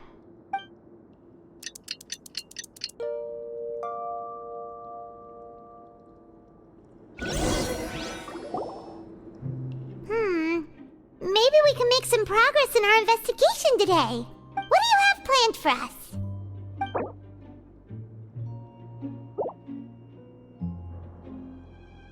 Well, Paimon really hopes the foreman will be in a better mood today.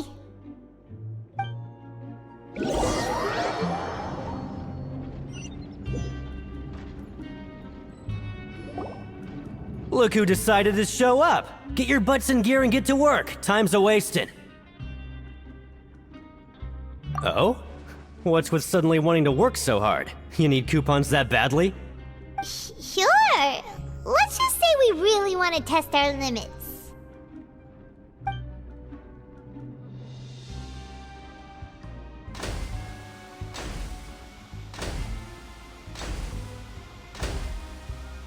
Nice!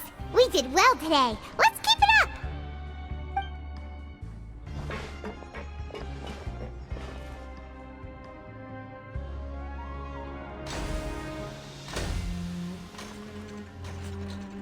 Ooh, Paimon's had it.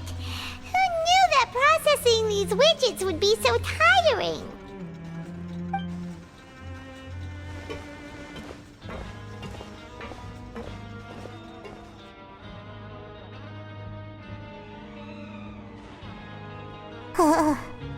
That's it.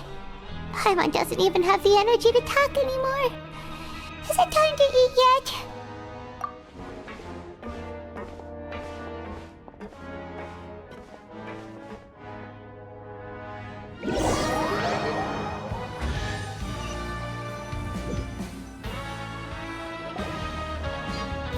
Oh, Paimon's exhausted.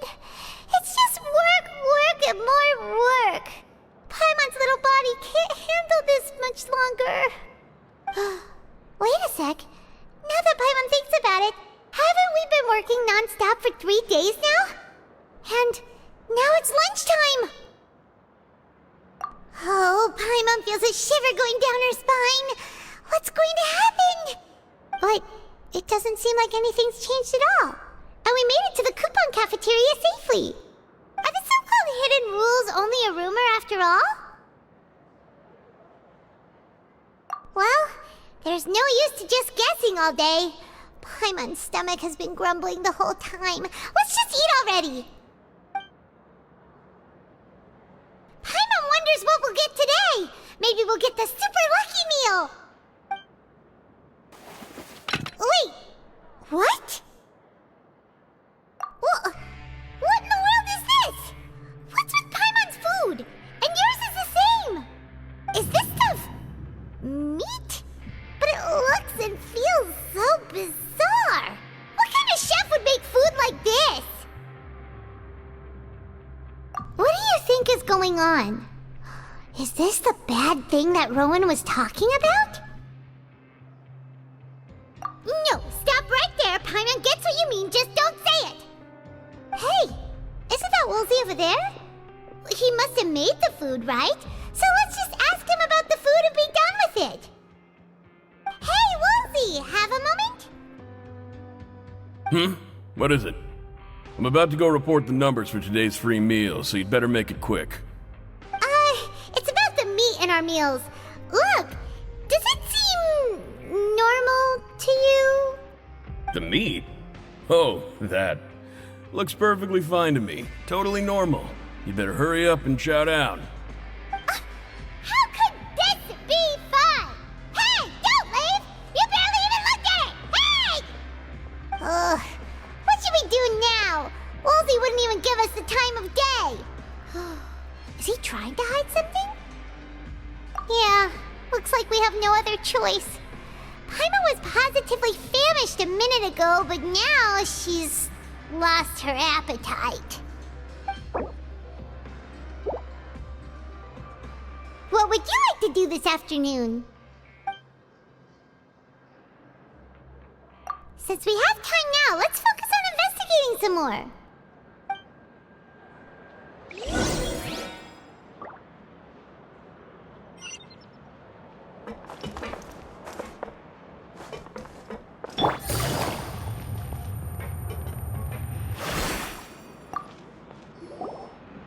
Oh, hello. You two are the ones who were with His Grace. No need to be so nervous. Sorry, I couldn't help but think of His Grace once I saw you, and I...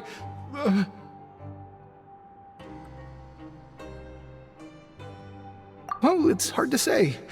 Maybe I am. He's got a very overwhelming presence. It makes me feel like I'm just some insignificant little bug. Wait, seriously? Oh, I'm always indecisive, and I tend to make a mess of things. It's like a reflex. I just instantly start to tense up the moment I see a smart and capable person like His Grace. What? Please, don't say anything like that out loud. How could you possibly think something like that?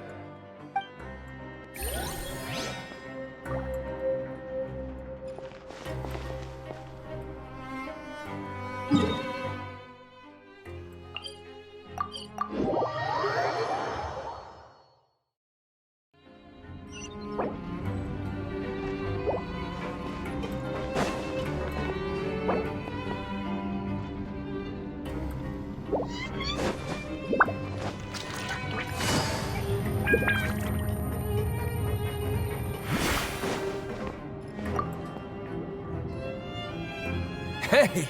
It's the Traveler and Paimon! No need to tease me, okay? I won't trip on the same step twice. Listen, I feel ashamed about last time. Thank you for praising me in front of His Grace. Here are the extra credit coupons he gave me. I'd like you to have them. Huh? No, we couldn't take them. They're your reward after all.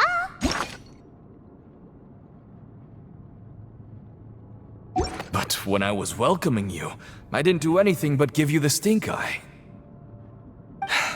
Come on, I insist. These coupons are nothing compared to getting the attention of His Grace. I won't take no for an answer.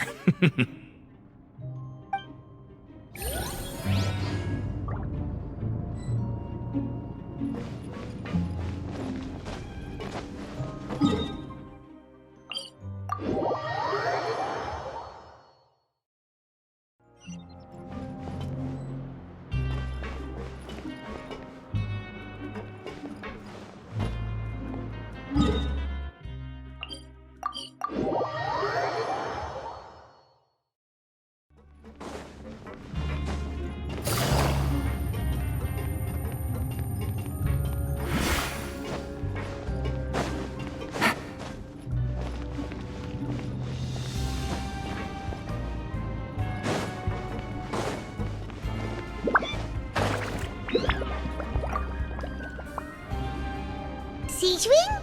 Aren't you supposed to be in the infirmary? What are you doing in the production zone? Hello, Traveler. Paimon? Everyone's usually busy around now, and we don't have any patients to look after in the infirmary. I thought I'd come here and enjoy the sight of everyone hard at work. Enjoy? What's there to enjoy here? It's really worth watching. I often stand here and observe everyone. Humans are just so interesting and adorable. I like to watch your expressions while you work. Are you talking about pets or people? Oh, I can see why you think that, but you shouldn't jump to conclusions. See, we Melazines are a different species, and we see the world very differently from humans. It's very easy for me to observe everyone's condition. All it takes is one look, and I can tell which workers are exhausted. Wait, Melazines can see that? Huh. That does sound useful for being a nurse. Yes, running around tending to everyone's health is very fulfilling. But I'd much prefer it if you're all happy and free from exhaustion and pain in the first place. Take care of your body and make sure you eat well. Always rest when you're tired from work and don't push yourself too hard. We'll definitely take care of ourselves. Thanks for the reminder.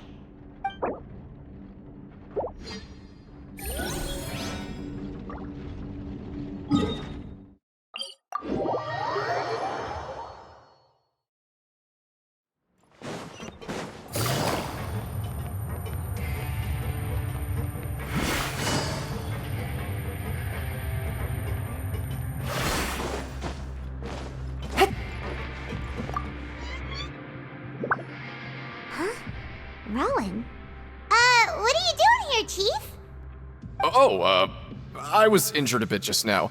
Nothing major, I think I just pulled something. Little mishaps like this are unavoidable at work, you know? Paimon wouldn't have thought someone as experienced as the Chief would still get hurt on the job. I just knew you would say that. This is pretty embarrassing. Where's Siegewein when you need her anyway? The one time I need to make a quick trip to the infirmary. Oh, you mean she wasn't in the infirmary? Yeah. The rumors say that there's never anybody in the infirmary in the half hour before lunch, and nobody knows where Siegewein gets off to.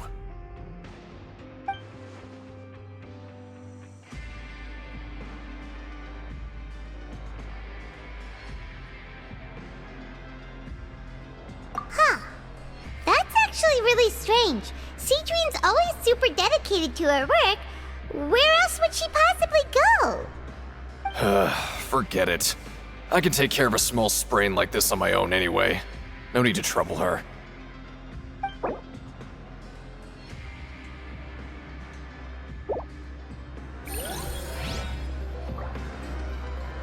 Take it easy.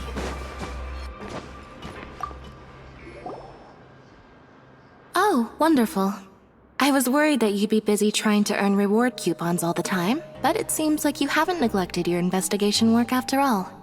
Paimon likes having more coupons, but no one wants to work all the time. Have you also been investigating the area, Lynette? No, I was just slacking off, and you happened to catch me. My brother is still obsessed with anything remotely related to the Forbidden Zone. But knowing him, it won't be long before we get more leads. Oh, before I forget, this is for you. Huh? Credit coupons? Why are you giving us these? I've been here longer than you. Coupons aren't a resource in particularly short supply. What is in short supply are interesting people to talk with. Aw, that's so nice of you, Lynette. We'll be sure to make good use of these coupons then. Thanks a bunch!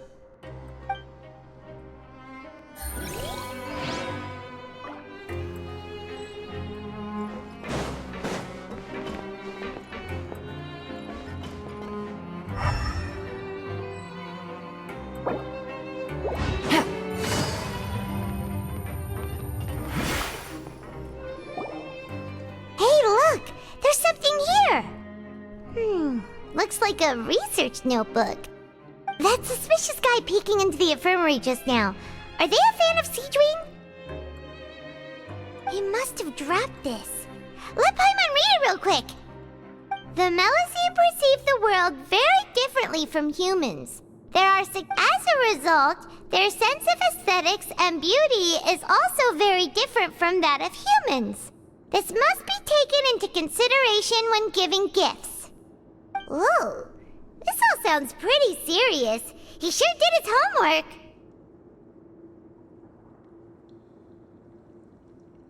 And as for the notebook, let's take it.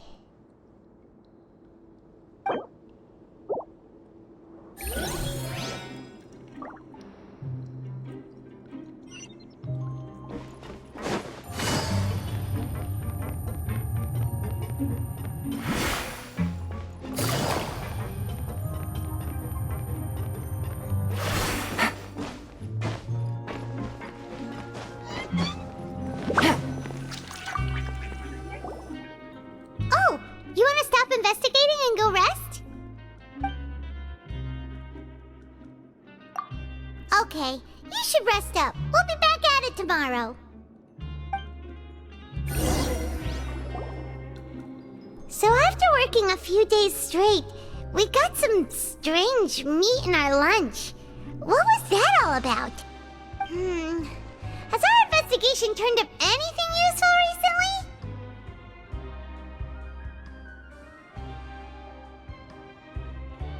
Really? Then it looks like that part of the investigation has hit a dead end.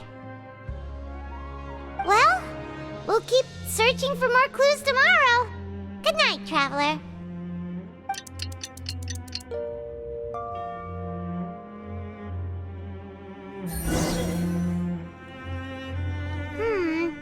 Maybe we can make some progress in our investigation today. What do you have planned for us? After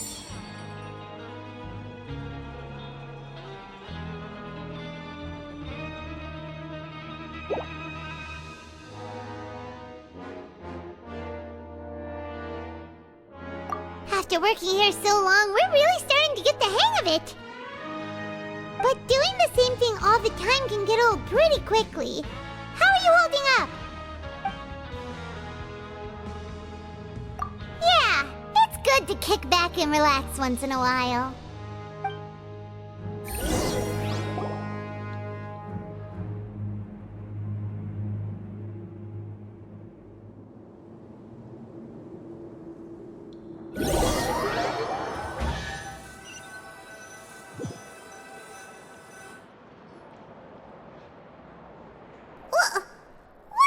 Garbage.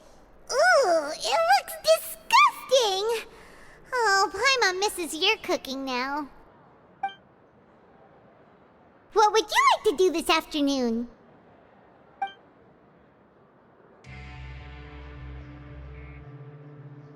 Sure! If we're not going to work, then let's kill some time at the Pancration Ring.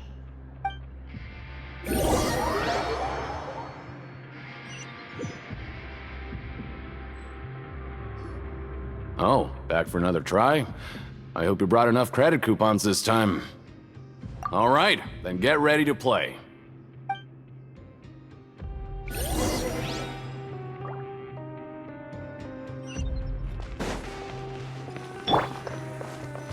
Okay, do your best to hit the targets, just like Colin said!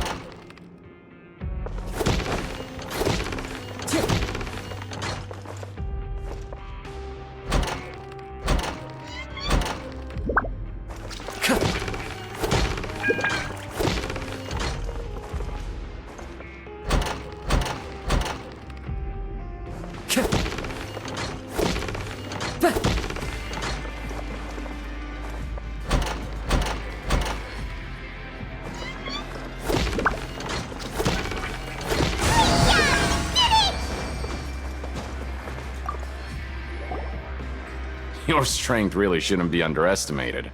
Now I get why you're prohibited from participating in any official fights. Nobody who values their life would be willing to get in the ring with you.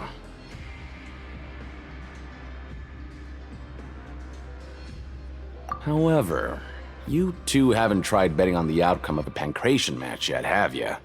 Just go talk to Rusimov. Buy a ticket for whichever fighter you think will win. There's a big payout if the fighter you support comes out on top. But we don't know anything about the fighters. How can we possibly know who to support? That's normal. Just watch a few matches and get a feel for the fighters. It won't be long before you can pick winners in your sleep. He's got a point. Why don't we give it a try? If we have enough coupons, we could probably bet at random until we figure everything out. Huh. Bet at random, huh? Well, how should I put it? It's not like you can't do that, but I'd advise you to give it some more thought first. Huh? We shouldn't get too carried away. What's the problem?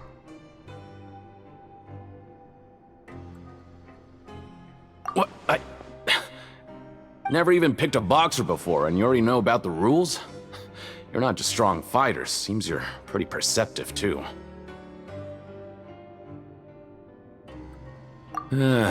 Might as well tell you about it, since you already know that much. Plus, I think you've got the potential to be one of my greatest customers. I think I can let you in a bid. Besides, I don't want to risk ever losing a customer like you. Is it that serious? Okay. The hidden rule here is, if you buy both boxers' tickets and support them both, something bad will happen the next morning. So the rule is that we shouldn't pick both boxers in the same fight. But if anyone actually did that, wouldn't they be guaranteed to lose coupons? Who would do that anyway? And what do you mean by something bad will happen? How would I know? Not like I'm stupid enough to do that. But I've heard a story about the rule. According to the rumor, there was a masked boxer who possessed incredible skill and power. None of his opponents even stood a chance against him. However, in the final match, the organizers told him to take off his mask. He refused and never showed up to the fight. And after that, he was never seen again. Some say he died, or that he was taken care of by the event's organizers. But everyone remembers that he was someone who cherished honor above all else. In his eyes, supporting both boxers in a match would dishonor the competition itself.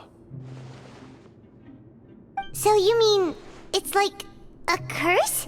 He'll take vengeance on anyone who does that? No, he was always wearing a mask, like he was intentionally trying to hide his identity. I don't even know anything about his past. Traveler, do you think that boxer was... Huh? We will? You're not serious, are you? Look, here I was just trying to be nice and warn you, yet here you are trying to break it on purpose? Yeah, it sounds pretty scary to Paimon.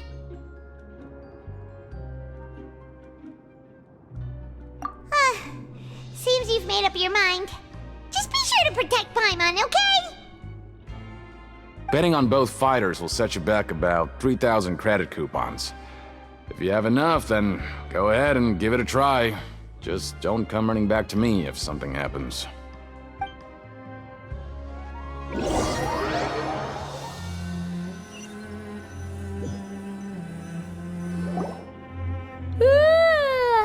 woke up so early today that Paimon's been nodding off all afternoon. Good thing it's finally time for bed.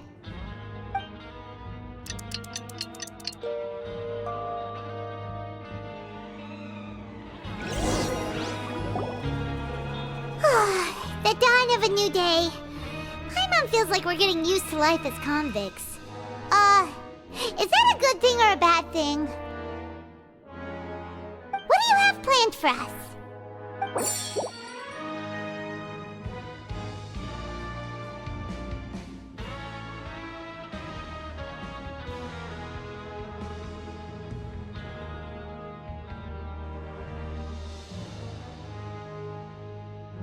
After working here so long, we're really starting to get the hang of it.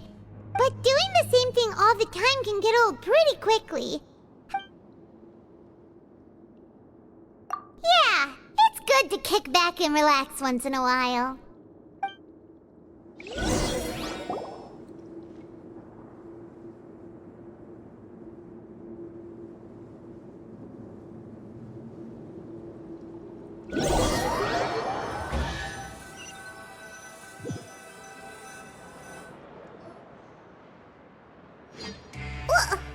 What is this garbage? Ooh, it looks disgusting! What would you like to do this afternoon? Sure! If we're not going to work, then let's kill some time at the Pancration Ring!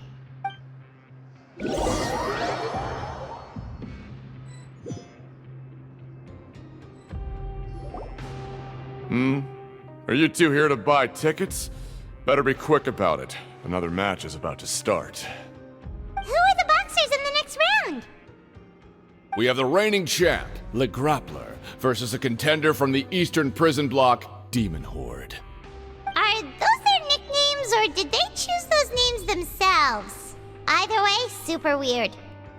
Since you're new around here, I'll help you out and give you a little suggestion. Even though Le Grappler is the crowd favorite, Demon Horde is a first-class dark horse with incredible potential. Anyway, for this match, I recommend that you pick... Huh? For both fighters? I can tell you're new to this, but I didn't think you were completely clueless. Maybe you don't quite understand the rules, no? Let me try to explain again for you more clearly. You see... Oh, no need. We're aware that we're going to lose coupons. Alright then, if you're absolutely sure. Remember, no refunds once you buy the tickets. Yeah, we got it! Just shut up and take our coupons!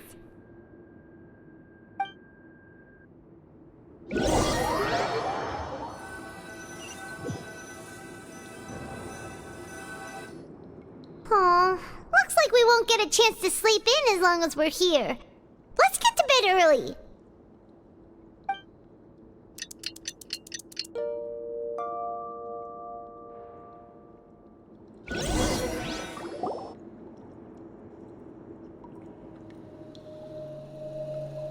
Hey, Traveler, Paimon. Package here for you. The next time you buy something, go pick it up yourself. I'm not a delivery man, you know. Huh? A package? For us? Did you buy something, Traveler?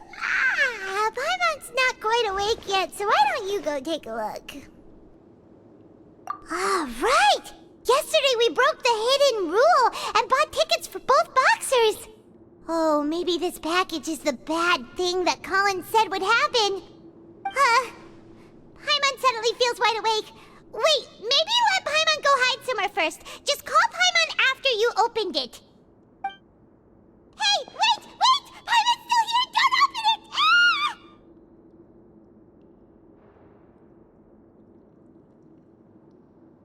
Huh? What is it? Are you okay? Let Paimon take a peek too. Oh, it's just a small bottle. But the color of the liquid inside looks so wrong. Almost like... Alright, that's enough of that. No need to say it out loud. Paimon already knows what you're trying to say. Ugh, no way. Get that stuff away from Paimon.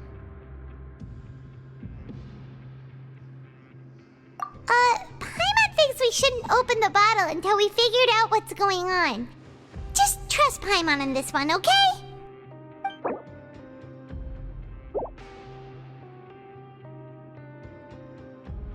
What do you have planned for us?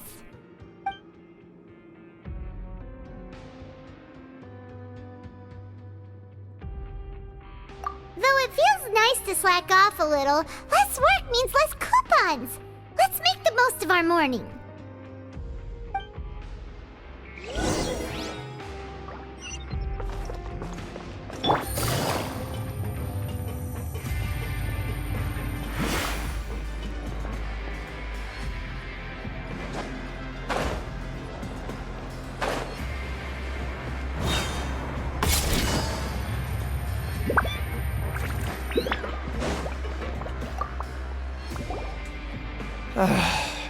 If there's no way to send it all out, then maybe I'll never get a chance to leave. Who are you? We've never seen you before, and you don't look like a fellow convict. I'm not! Of course I'm not. Please, don't mistake me for a criminal. I'm a good, law-abiding citizen. Then what are you doing here? You sure seem anxious about something. I'm a promoter for Fontico, and I'm usually responsible for promoting our drink products. I thought I could complete my task here quickly and return to headquarters, but I've been here way longer than I anticipated. Oh, a promoter from Fontico? So what kind of problem did you run into? I'm so upset. It's all because of that Duke. After discussing the company's promotional plans with him, he told me outright that my project was worthless. However, in light of our long history of successful collaboration, I still tried to patiently explain the details. However, to my surprise, he just cut me off while I was speaking. Let me take a moment and recall his exact words. I'm just gonna stop you there and say no. If anything, I'm saving you time. It seems you don't fully understand the value of credit coupons here, nor do you understand the value of your own products. The former is because you are from the overworld. That's understandable, and I don't blame you for that. But as for the latter, only someone monumentally stupid, so breathtakingly stupid that they were completely ignorant of the value of credit coupons, despite living in the underworld, would ever possibly consider buying your drink. Let's just forget it. Anyway, that's how he rejected my proposal and asked me to come up with another solution with the condition that it doesn't cause any trouble for him. Can you believe that guy? Well, he is the head macho here. Not much you can do about that. We met him too and could tell that he's the kind of guy that's hard to pin down. Fine. I know I should just let it go. I'm on his turf after all. His house, his rules.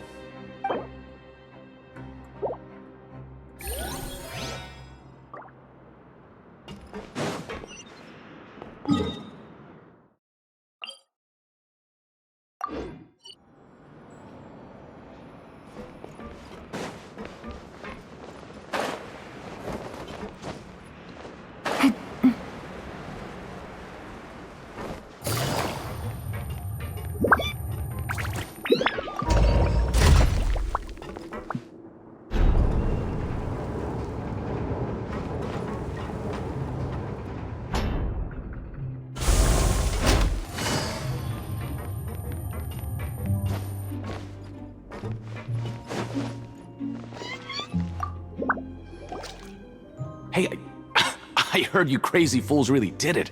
You bought tickets to support both fighters, didn't ya? Well, did anything happen? Well, the next day we received a mysterious package, but we still haven't made any sense of the contents. So it is real. You didn't become cursed or anything like that, did ya?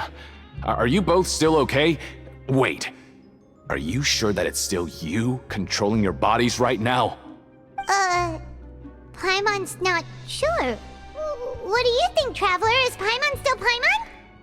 Oh, okay. Well, that's good. Yeah, you two don't seem to have changed at all. But I wouldn't let your guard down just yet. Still, I didn't expect you would actually do it. You'd actually throw away coupons like that just to satisfy your curiosity? Even if we bought tickets like everybody else, it's not like we could hope to earn any coupons.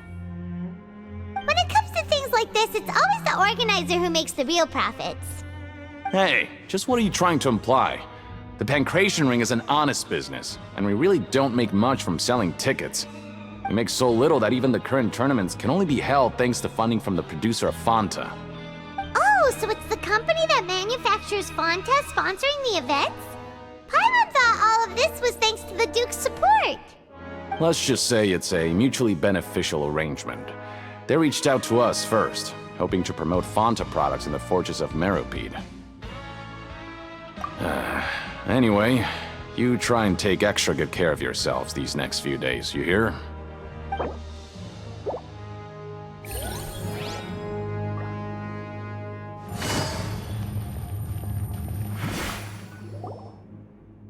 Hey, what are these papers scattered all over the ground? Are they registration forms or something? Maybe not. Every page has the Fontaco symbol on it. Maybe it's some flyers from the company. Okay. But if someone catches us, they could accuse us of trying to steal the company's secrets, couldn't they? Oh, you're right. Guess there's nothing to worry about then. Let Paimon have a look here. Without assistance from the Fontaine Research Institute, development of the new product has been slow, and some researchers on the project have voiced concerns.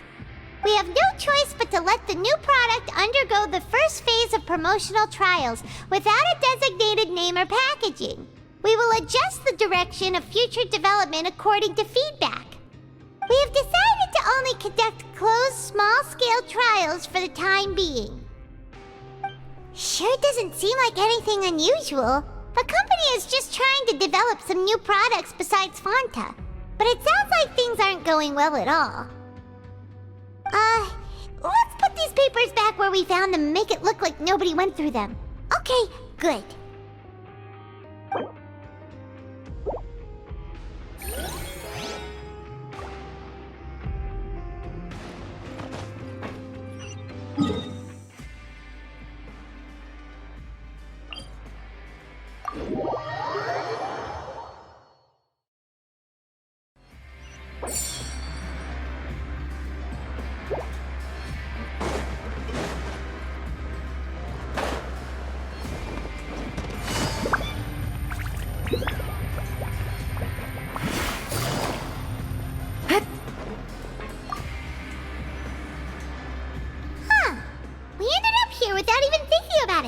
Wanna grab something to eat?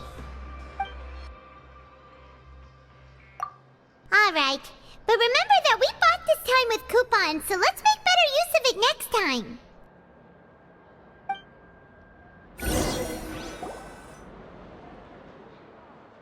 Oh, just a regular meal set. Guess Paimon shouldn't get her hopes up. What would you like to do this afternoon?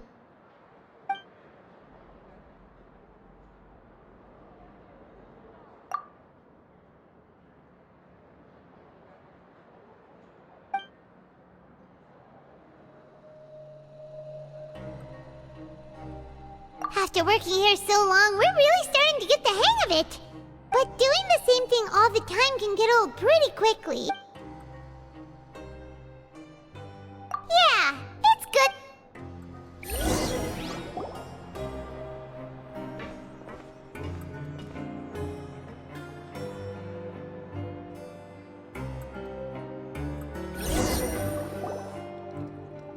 A mysterious box? A bottle of crimson liquid? Paimon still doesn't know what to make of it. Do you have any ideas, Traveler? Really? Then it looks like that part of the investigation led us nowhere. Well, maybe we'll have better luck tomorrow. Good night, Traveler.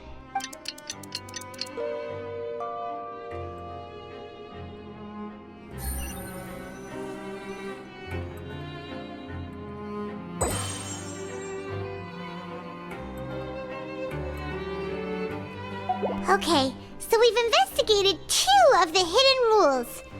Paimon didn't think this prison would have so many weird things going on. We'd better pick up the pace with our investigation, otherwise we'll never get anywhere. Yeah, let's skip work for now and put our time to good use.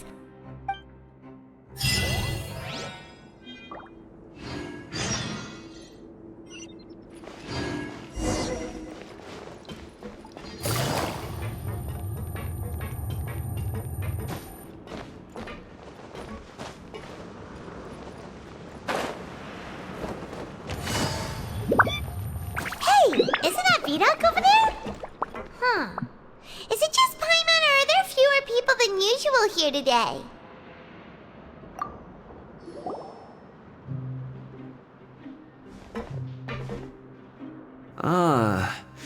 Seeing you at this time must mean you've already saved up a lot of credit coupons. Or at least enough to skip work. Seems you're getting into the swing of things around here. Impressive. Very impressive. So, now can you tell us about the hidden rules you know? If that's what you want to know, I guess you couldn't have come at a better time. Huh? What do you mean it's a good time? Leonid and those other pesky broke urchins have all gone to work in the production zone. I wouldn't want them listening in without paying up. We get it! Just tell us already! So, you know those pipes that make strange sounds? Don't ever, ever go near them at night. Even if you manage to avoid the guards, you might find something even more terrible there. Something even more terrible? Like what? A group of cannibals. Cannibals? In the Fortress of Meripede? Every month, they meet a few times in the dead of night.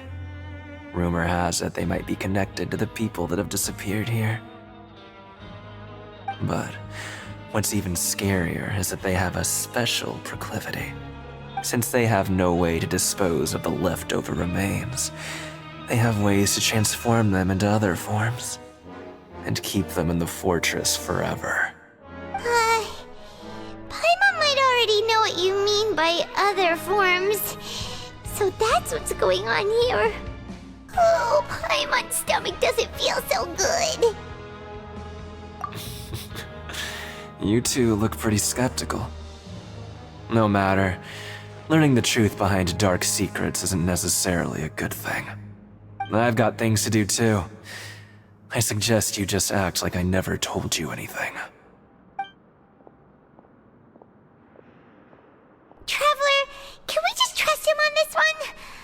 Oh, Paimon doesn't want her blood and flesh entombed here for all eternity? Oh, so that's how you see the situation. Huh. You know, Paimon does feel a little better about it now. When will all the secrets end?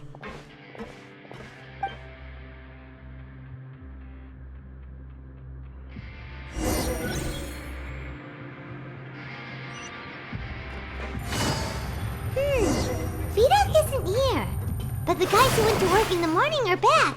Let's go ask them! Just stay away from me. What? What are you saying? You shouldn't go around saying stuff like that.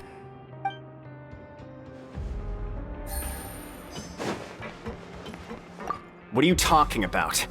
Listen, you should keep your nose out of other people's business.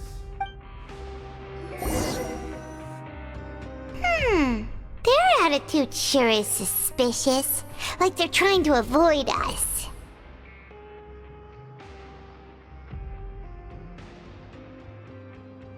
But if they're being so obvious about acting weirdly, do you think they might just be trying to lure us in?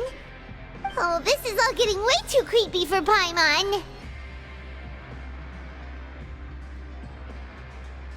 So you mean we still need to investigate some more? Okay, if you say so.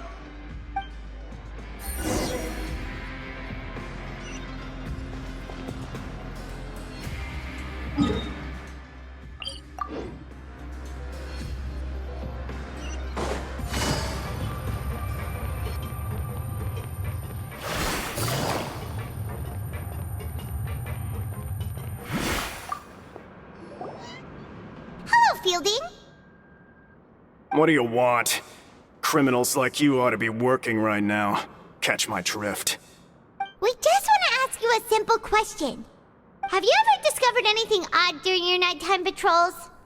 Why are you asking about something like that? Whatever happens at night isn't your concern. All you need to worry about is getting enough sleep.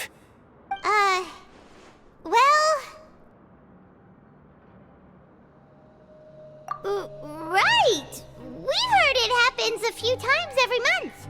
Paimon has sensitive ears, so it makes it hard to sleep. Really? I see. But it's not like I'm on duty every night. And now that you mention it, I recall my colleagues talking about something like that before. They say that strange things tend to happen at night on pipe cleaning days. Lots of us don't willingly take those shifts. So, what happens at night on pipe cleaning days? And they just conduct regular cleaning of the fortress's drainage facilities. There are 3 pipe cleaning days per month, and it just so happens that today is one of the scheduled days. You can try to confirm the sounds tonight if you want, and if they're real, then I can report the issue to my superiors for you. Oh, okay. Then we'll keep both ears out tonight. If that's all, then I'll be leaving now. I advise you not to try anything funny, though. Even if I'm not on duty tonight, someone will still be watching you. Don't worry, we don't want any time added to our sentences. Oh, he left. So what do you think about the pipe cleaning days he mentioned? Right, both are a possibility. But Fielding did say that tonight is a cleaning night. Paimon knew you would say that. Alright, sounds like we'll be up all night tonight then. Paimon just hopes the guards don't catch us.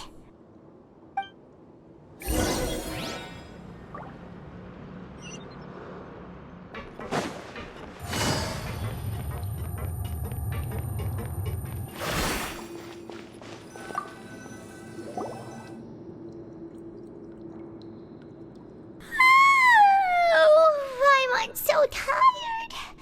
But we can't sleep yet. They'll be cleaning the pipes tonight, so it's the perfect chance for us to investigate. Whatever. Just be sure to wake Paimon if she dozes off. Paimon's worried something might happen if you go alone. Huh? Traveler? Did you fall asleep already?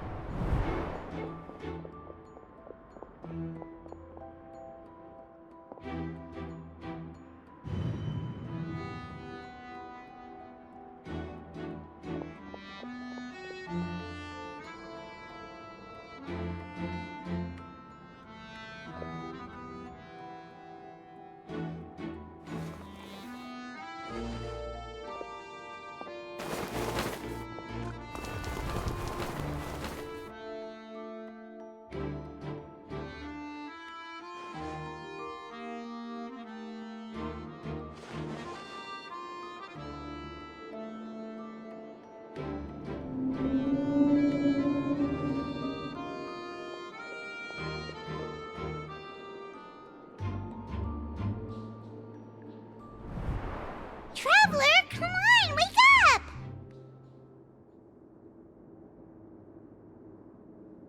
Oh, it looked like you were just peacefully sleeping to Paimon. Well, what did you see this time? Really? So we're finally starting to figure out what actually happened! But what about the cannibals? How do you explain them? Okay, well, it's about time for us to get moving. Just be careful to avoid the patrolling guards.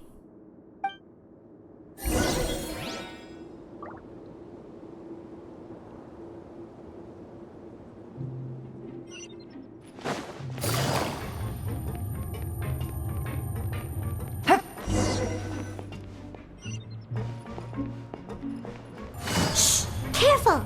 We'll get in trouble. Uh-oh!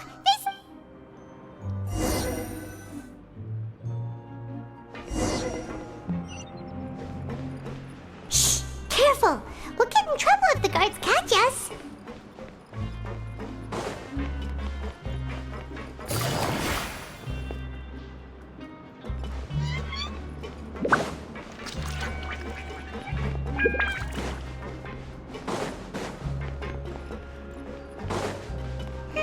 This should be the place.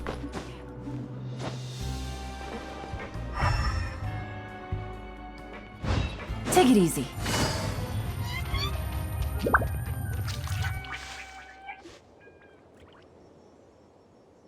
What? I know you. You were the ones we saw. Huh. You've got guts showing up here. You know who we are, right? You'd better leave now. Ain't nobody coming here to save you. What'd you say?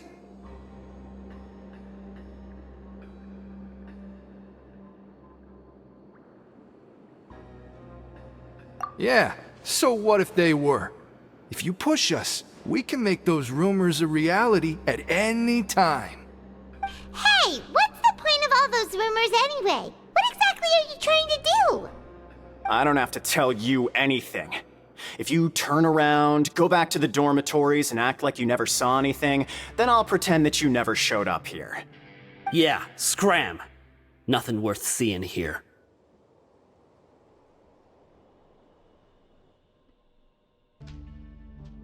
Huh?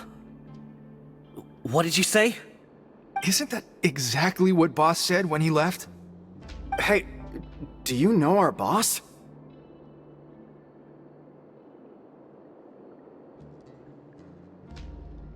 Whoa.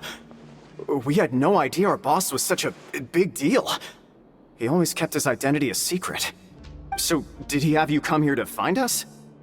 Oh, so your child's crew here? Seems like he had no problem fitting in. We're the only ones who heard him say those words when he left that night. So unless he somehow told you those exact same words after that... All right. I guess that's proof enough for me. I believe you. Wow, those dreams of yours sure come in handy. We gave him the business for a while, and would always give him a hard time when he first came to the fortress of Maripede. But here in the fortress, the strong will always earn respect. He was working the longest hours and racking up wins in the Pancration Ring. You could always see how amazing he was, even when he was teaching us a lesson. So eventually, we all decided to follow him. But one day, he suddenly told us that he had to find a way to escape this place, no matter the cost. He said it was because he heard that call again. And as his crew, if the boss wants something, then it's our job to get it done. So, we got to work, and used the hidden rules that were here to make up and spread the rumor about the cannibal rule. we just wanted to give him a better chance of escaping on a night after the pipes had been cleaned. Oh, thanks to your rumor, nobody would want to come anywhere near here, prisoner or guard. Wow, it sure is easy to exploit people's fear of the unknown. But has a child already escaped? Why are you all still coming here after pipe cleaning day? Because as far as we know, the pipe he went into isn't actually an exit. It should be a dead end. It leads to an abandoned factory area, and even if there were a way to escape from there into the sea, we're still way too deep. No one could ever reach the surface alive. But Boss still insisted on going in. It's like he was obsessed about it. So we told him that we'd pretend as if he never existed while he was gone. And that if he wanted to come back, he should wait for nighttime on a pipe cleaning day. That way, we could meet him here and help cover the whole thing up. So you come and wait here through the night a few times a month just because of that promise? Yeah, but it's been so long now. We already know in our hearts that he must have managed to escape somehow. Is it also possible that something unfortunate happened to him? Nothing could ever defeat Boss or slow him down. It's one thing we know for sure. Okay. Paimon was just brainstorming possibilities. Alright. Keep quiet and follow us.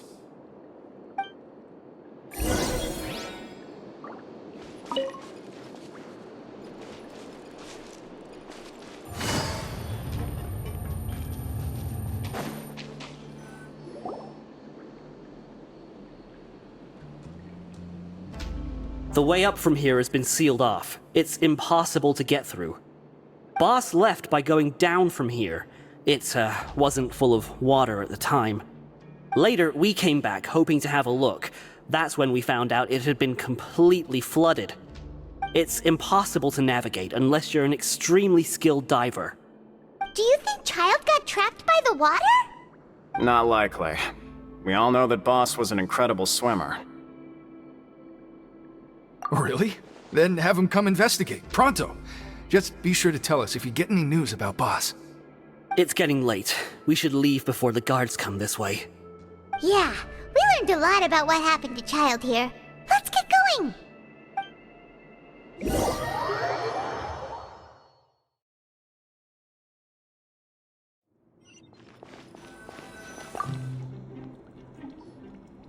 Whew. We finally learned some key information. Seems all of our investigative work has finally started to pay off. When you said you knew a diver, you were talking about Fremine, right? If we ask Linny, he'll definitely have Fremine help us.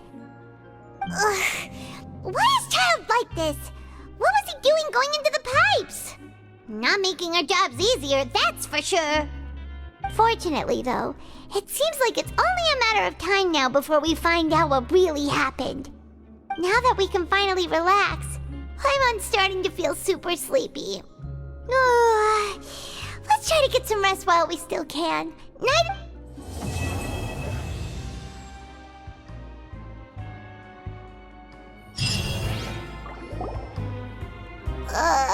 It's morning already?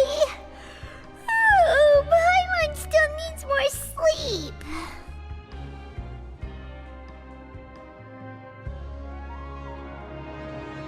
Huh? Wait, look over there! Isn't that... It's one of Linny's cards! Let Paimon see what's written on it! Maybe you haven't heard, but today is the monthly free day. Everyone has the day off today, which makes it the perfect time to do some investigating. It's been a while since we last talked. Have you been making any progress lately? Let's meet at our usual spot in the factory area before lunchtime. I have new information. Ooh, today's our lucky day. We have the day off. From the sound of it, Lenny's been making progress with his investigation. Wonder what he's discovered. We still have some time before we meet up. Let's talk with the people here for a bit more before we go.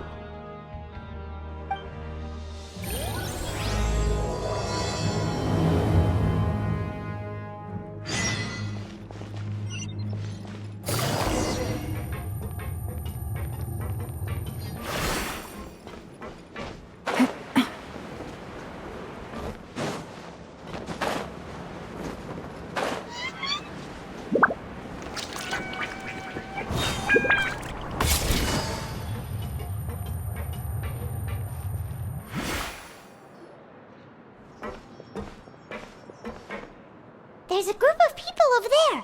Let's go listen in. So I said, that's not a faucet.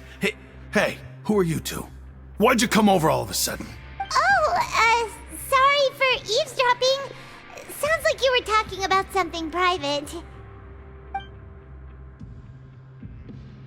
What's the matter? They're just looking to join in on our fun, that's all. Hey, don't pretend like it's okay for them to just interrupt us like that.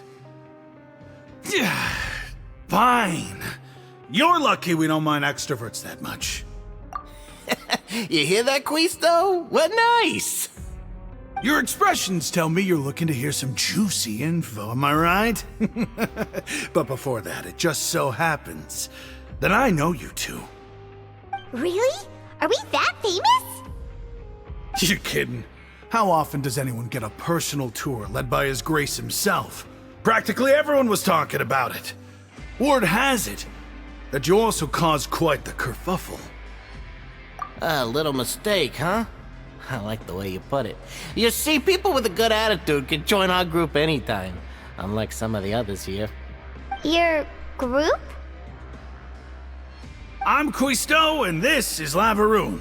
People usually call us the Bombshell Bros, but don't worry, we're not playing with bombs or anything.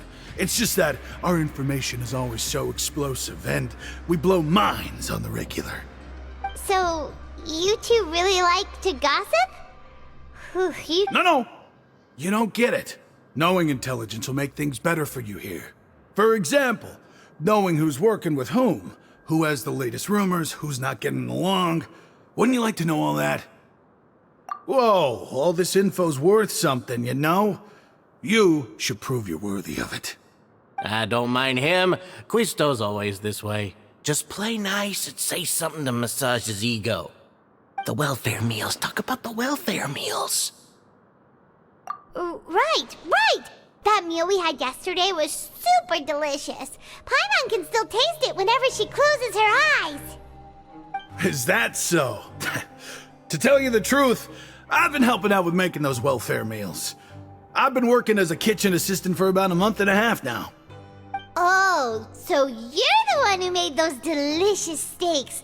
Amazing. You could be a professional chef. You are correct. I am a true professional. In fact, I even went to culinary school. But enough about that. Since you like my cooking, I guess that means we share similar tastes. Listen carefully. This little bombshell will help you learn what's really going on here in the fortress.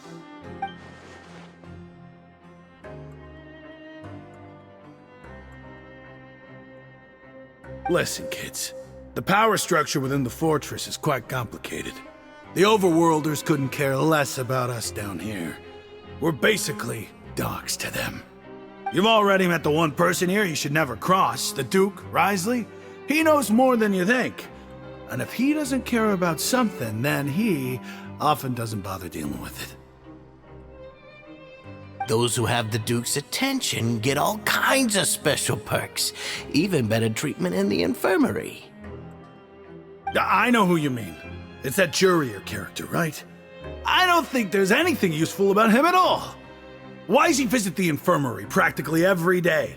Is it normal for anyone to be going in and out of there so often? If you ask me, he's just faking it to get out of work.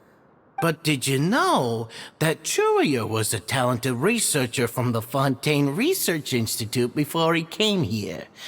There's no denying that. I don't care if he was a researcher that could turn dirt into Mora. Once you're in the fortress of Meripede, you're just another inmate like everybody else.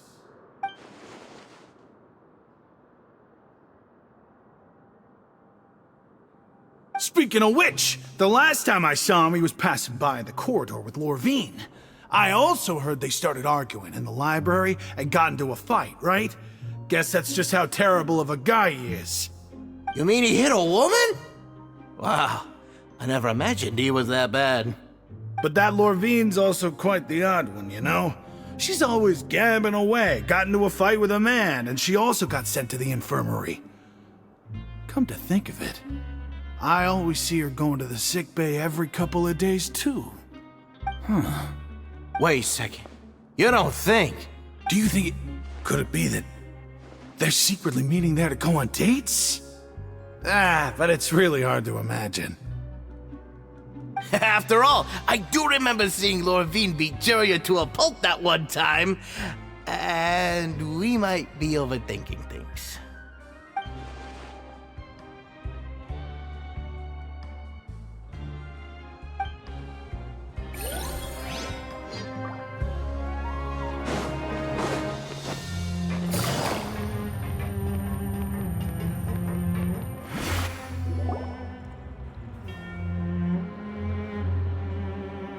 Look! There are some people talking over there! Let's listen.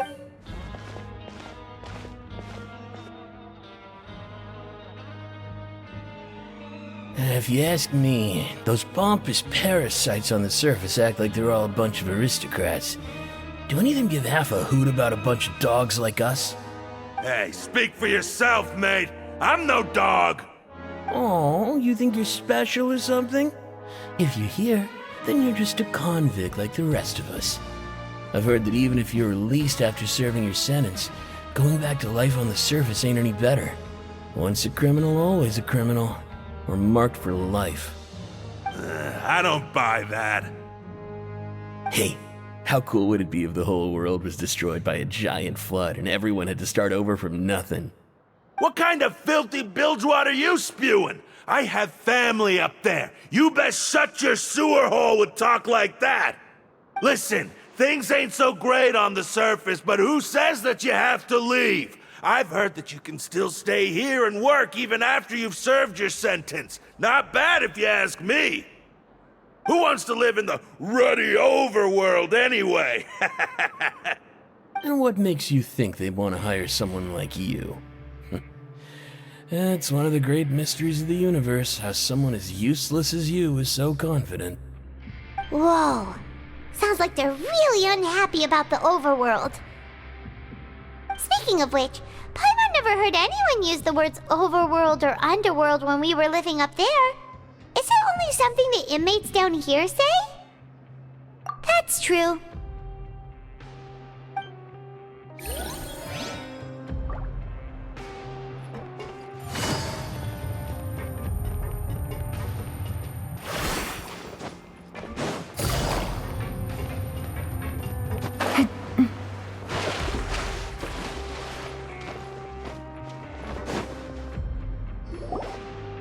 Hey, you over there? Yeah, you! Say, do you like playing card games? You know, like Genius Invocation TCG? You TCG players are like mint in the wild, literally sprouting up everywhere. Hey, come on now. What's wrong with finding fellow Invocation aficionados?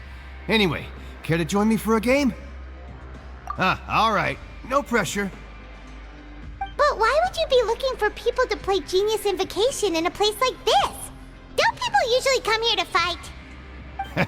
Whether you're throwing down cards or throwing punches, it's all a competition, isn't it? It's all the same in my eyes. There are lots of card players here in the fortress. When I saw you, I immediately thought, hey, even outsiders from other nations play cards. So, sure. Great! Since you've been here longer than us, you need to flex your seniority a little bit, right? Maybe you could start by telling us newcomers some stories about this place.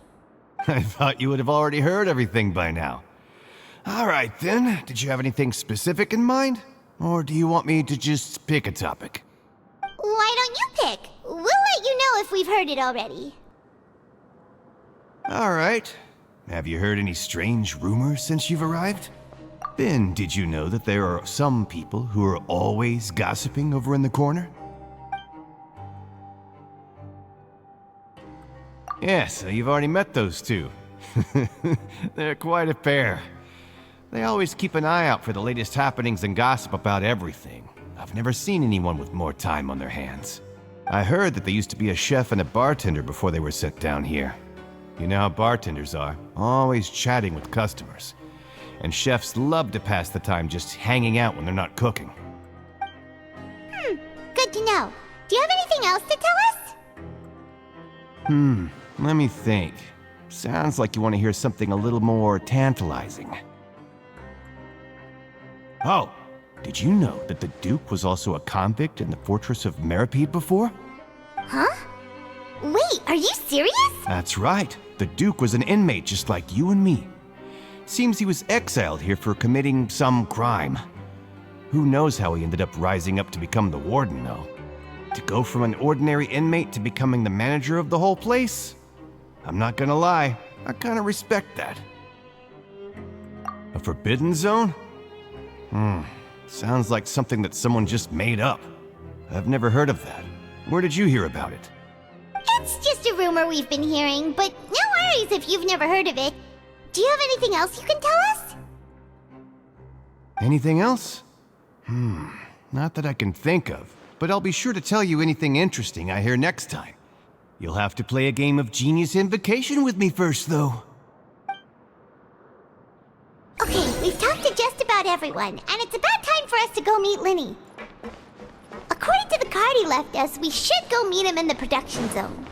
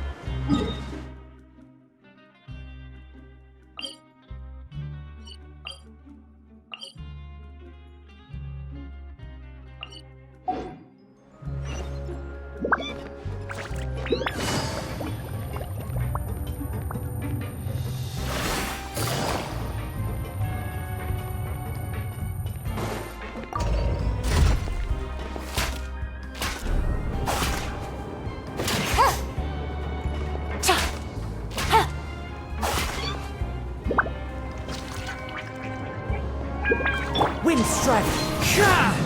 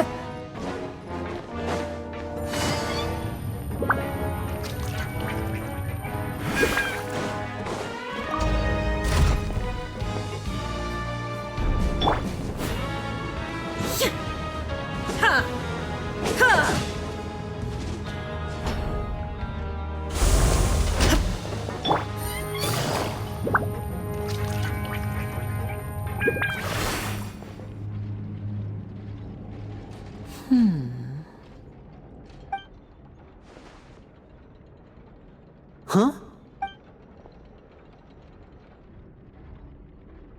That look in your eyes. You found something? Hey, this is no time to be modest. Just tell him we found a boatload of information. Oh, as expected of the legendary duo, you have my full and undivided attention.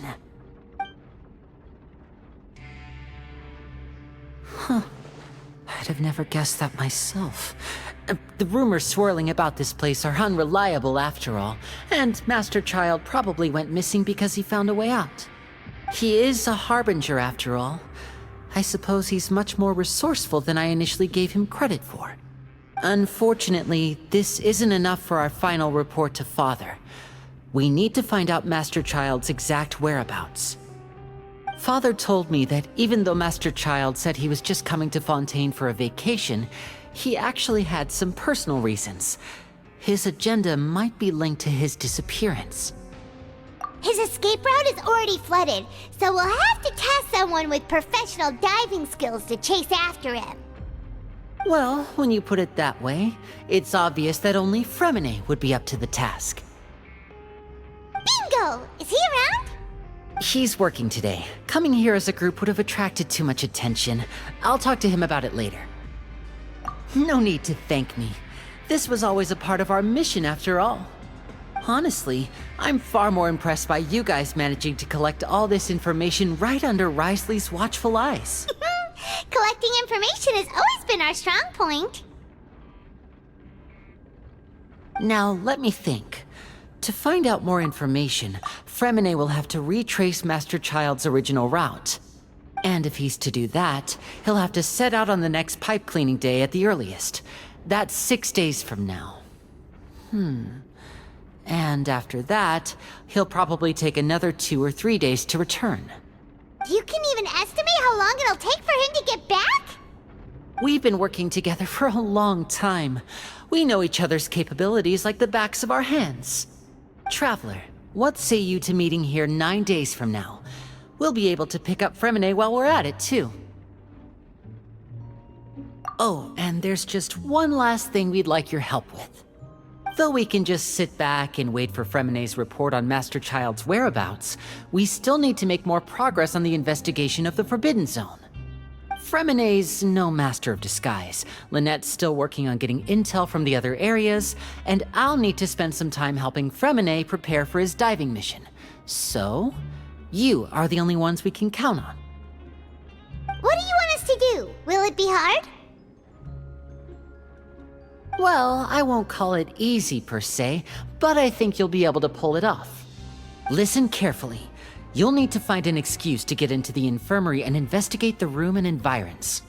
You've mentioned several sketchy-looking people always meeting at the infirmary earlier, so it probably has something to do with the secret we're hoping to uncover. You've already met the head nurse, so she'll be less suspicious of you.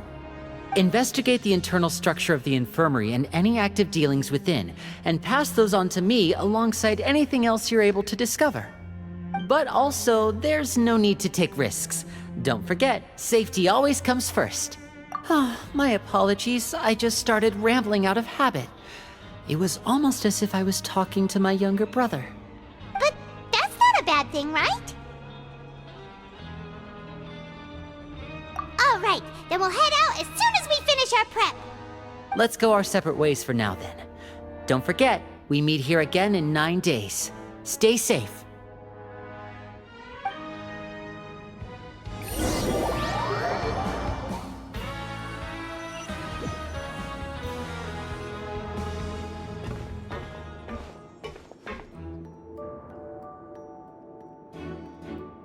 Hey, stay here for now. Paimon will take a peek.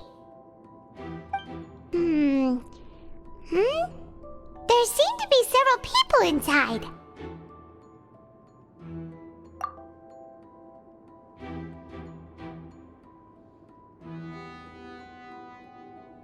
Right. I feel like it's not impossible. So...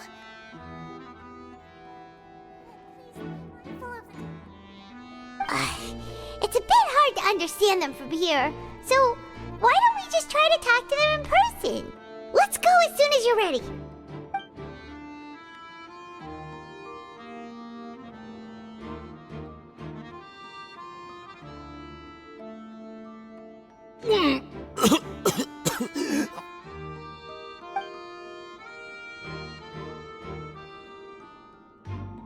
Someone! Please help! He's sick!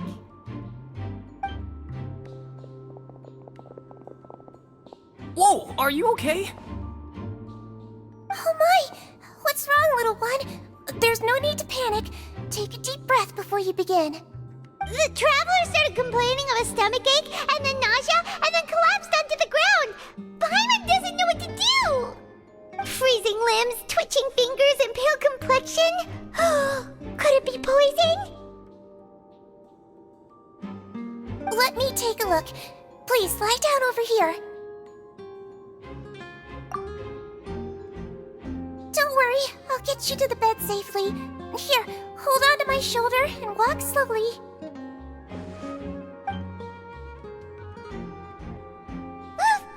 You can do it, traveler! Don't apologize. You're sick after all. Now, please relax. I'm just going to do a preliminary checkup on you.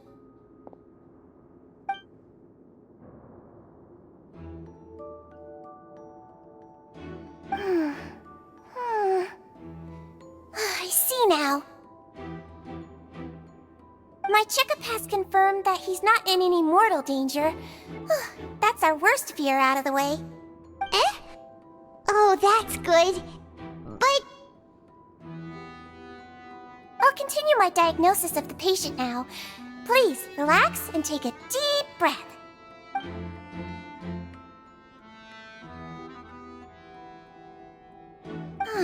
Don't sense serious damage to your organs either. Does it hurt when I press here? And here? Huh? But based on my initial checkup, there shouldn't be a problem here. How strange.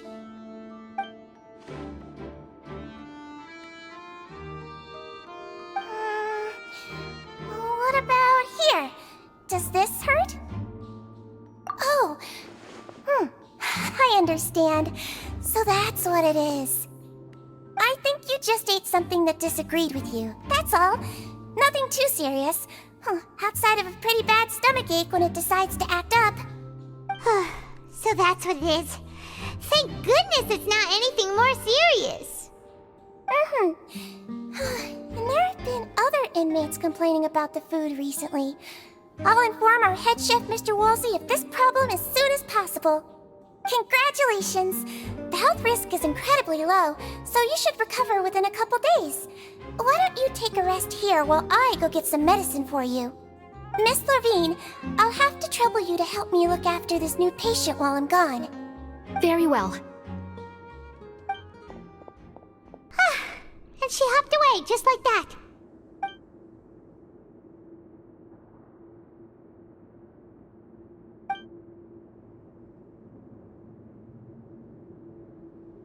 Hello. So how are you feeling now?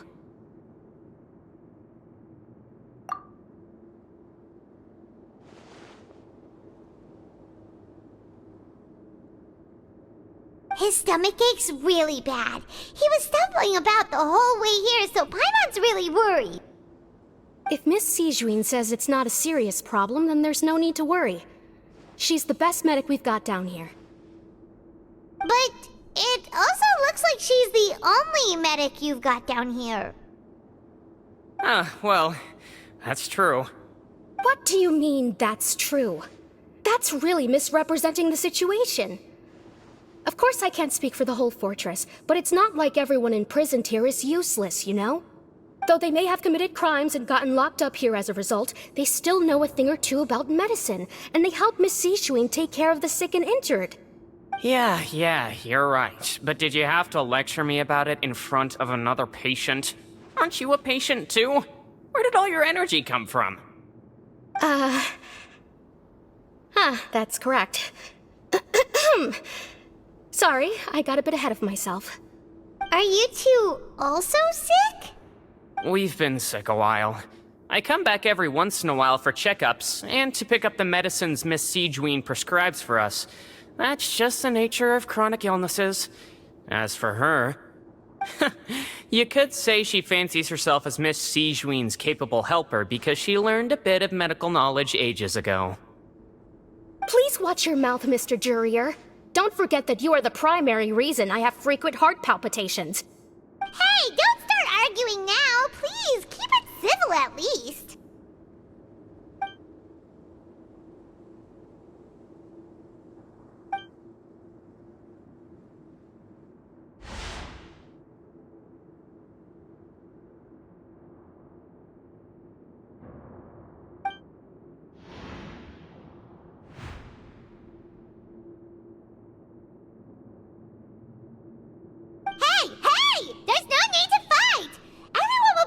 Someday, so there's no need to argue over silly things like this. But... Release. It's way too early for us to even think about that. And who the heck knows if we'd even be able to continue our previous lives?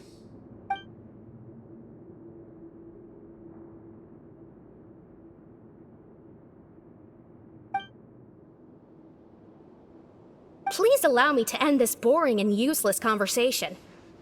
Oh, and Mr. Jurier, I don't want to see your face here again anytime soon. And same to you, Miss Lorvine. Anyway, that was more than enough rest for me, so I'm going to get out of this excessively noisy place. See you later, everyone. He just slowly walked off like that? That's just what he's like. I'm sorry you had to see all of that. I'm Lorvine, and that's... Well, his name is Jurier, but I hope you'll never have cause to remember his name. You really can't stand him, huh? I mean, can you blame me? Who would like someone who's as arrogant and obsessed with weird research topics as he is? But there's no need to keep dwelling on him. I'll accompany you two for a while. Miss Zichuin should be back soon, and I'm sure you'll feel better as soon as you've had some of her medicine. No, it's nothing. I'm back! Did you rest like you promised? Thank you for getting our medicine, Miss Zichuin. Did you all cooperate with your bed rest? I trust that nobody got up to walk around. Good. Here, this should be 2 days' worth of medicine for you. Take 1 pill now, and then continue your bed rest.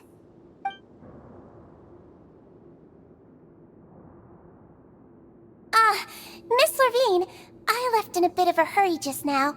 Do you still remember if we discussed the color of the pill that you should be taking today? I remember. You said it should be yellow. Yellow, huh? I understand. These are yours. Please, make sure to go to bed early after taking them tonight. You'll benefit from a good night's sleep. All right, then I'll also be on my way now. I hope you feel better soon, too. See ya! I'm going to fill out your medical record now.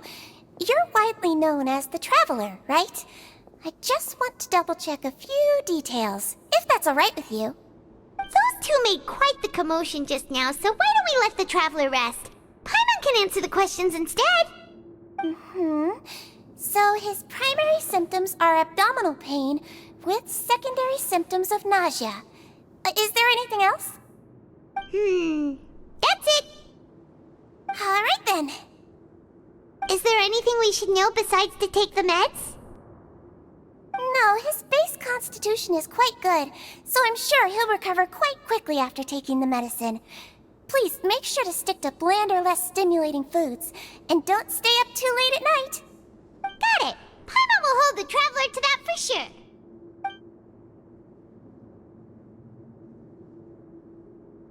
Oh, you're going to take a nap already? Okay then, you get some rest.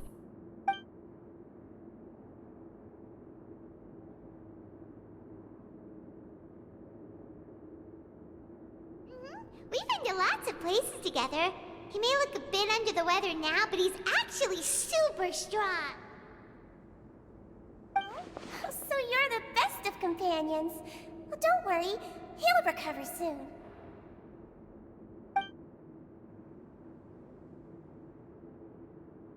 You're awake.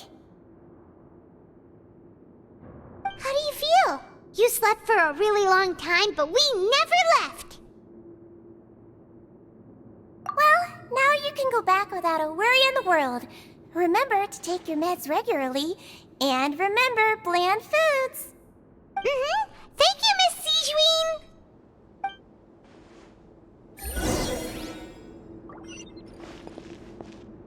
Seems like a lot of people have been coming down with an upset stomach lately.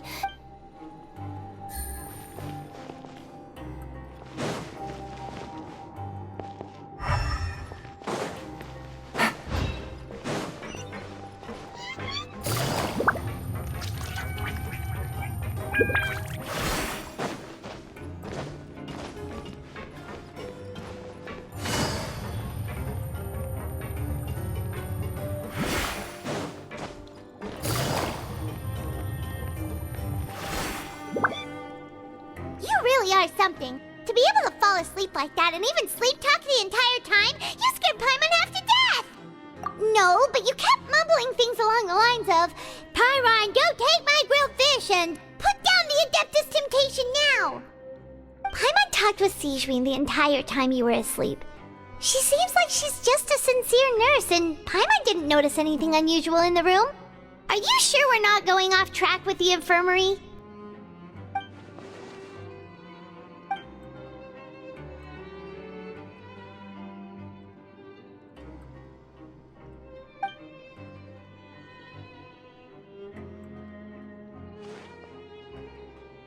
Whoa! You really are super thorough! All those tiny little suspicious things that Paimon didn't even pick up on! We've gotta get the info to Linny!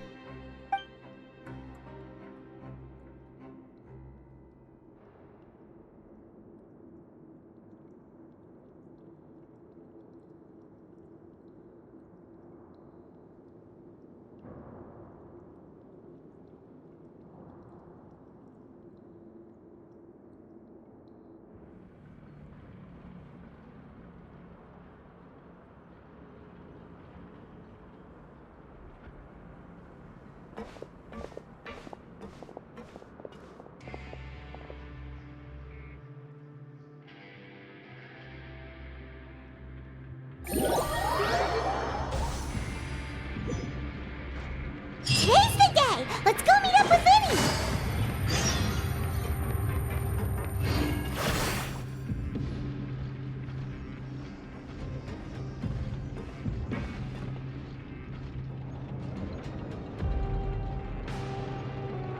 Oh! Hmm?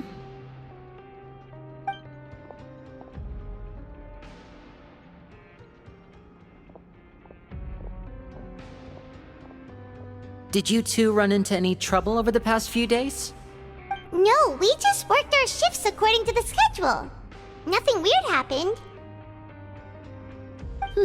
That's good. That means you didn't raise any suspicions when you infiltrated the infirmary. We've taken a look at the slip you've sent. Fremine successfully left the grounds via the pipes 2 days ago, and as of last night, Lynette has also infiltrated the infirmary after faking an illness. Wait, why is she getting involved as well? You already went above and beyond when you scoped out the infirmary. To put it more bluntly, even if we were to view that as something you did in exchange for Fremine's help, you've already done more than enough. Infiltrating a guarded stronghold is a different kind of job from a one-off investigation. We want to avoid using the same faces over and over and reduce the amount of suspicion that will fall on any given person. Lynette also felt like you have already taken the first step for us, so she should be the one to finish the job. So that's what Lynette thinks. Oh, Paimon hopes everything's going well for her.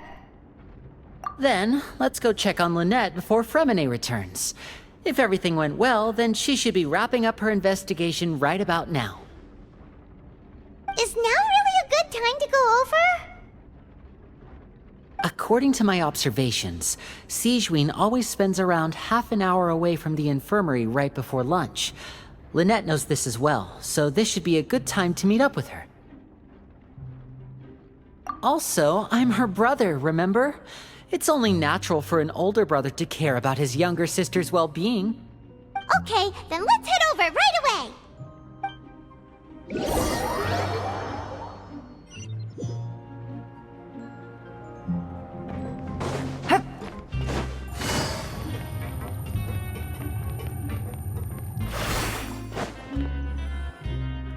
Lynette should be here right now.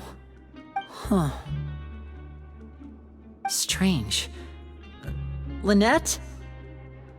As expected, Sigewinne isn't here, but why isn't Lynette here? No, Lynette rarely deviates from the plan. We agreed that if she were to make changes on the fly, she'd find a way to let me know. Unless... Let's see if there are any clues around here. We can look while we wait for her. Who knows? Maybe she'll be back soon. Okay.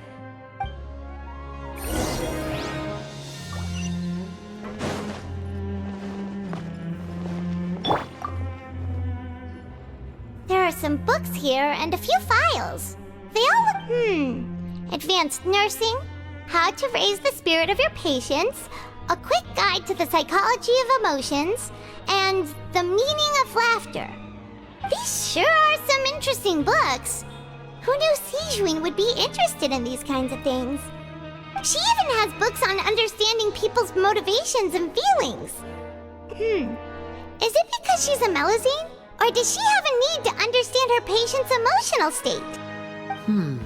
Seems quite normal to me. These are skills that would come in handy for a nurse from time to time.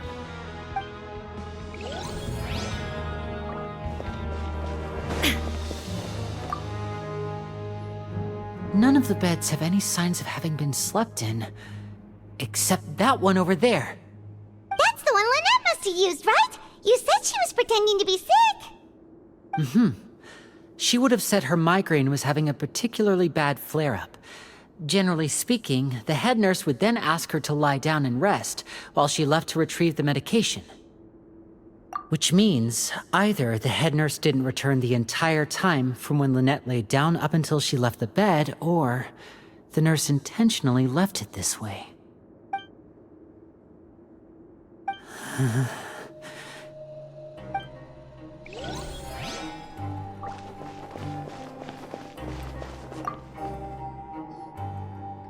This is it! We saw it before! Wait, this thing? It doesn't look like it's been disguised that well.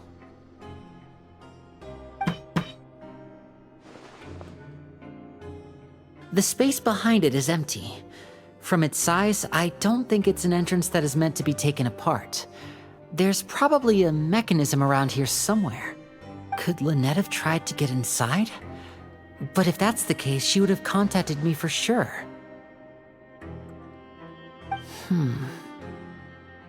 Let's look around here for some more clues. Don't panic, just take another look.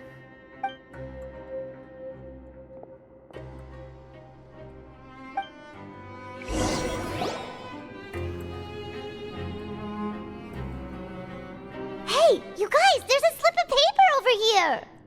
A slip of paper? It's right over here, and there's a bunch written on it too. It reads, "Out of respect for your usual practices, I'll use a piece of paper or card as the medium to pass on my message. You may consider this as me giving you my best regards." This is... Is that all? The back! This is... Show me! Now!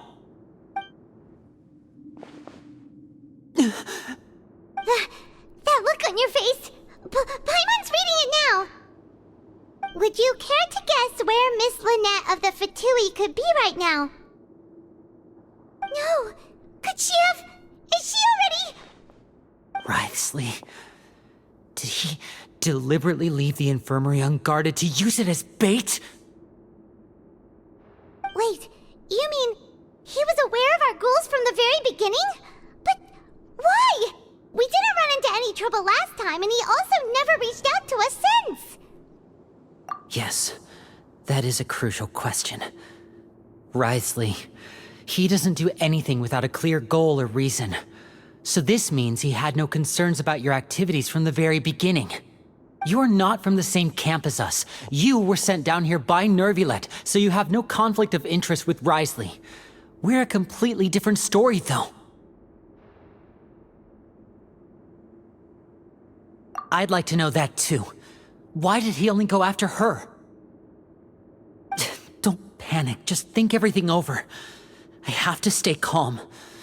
This is not like what happened last time. The situation's different now. Wait, you're right. Wait, but that means...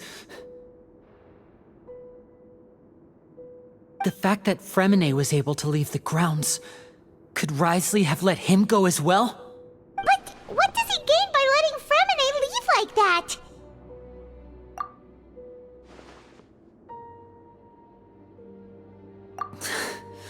So he's challenging me and trying to provoke me, I'm sure of it. We never should have sent out Fremine. We had to go through all that trouble to find an opening to sneak him around the guards and into the pipe, and we even thought luck was on our side. If Risley let him leave on purpose, then he's probably in a terrible spot now as well. Lenny's getting more and more panicked. We have to calm him down. Don't be like this, Lenny. Promedy wouldn't have left if we hadn't told you about Child. That was our fault. No. I'm the leader of this operation, and I'm the one responsible for this team. I was the one who failed to protect them. I'll go talk to Risley. Hey, don't be reckless! Traveler, please talk some sense into him. I simply cannot allow Lynette to be abducted again. I have to go. I'll find a way to get them back! He's rushed out the door! After him!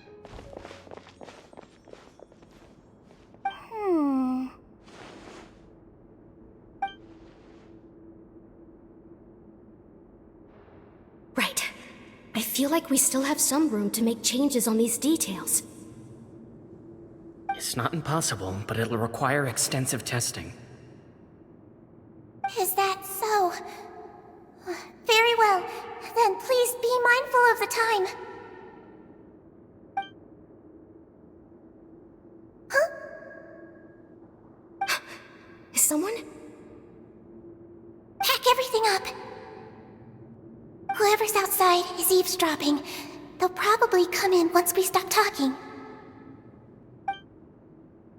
Someone! Please help! He's sick!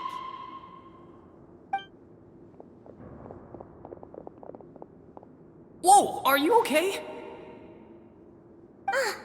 These two. As expected, they've already found this place. Oh, they are quite sharp.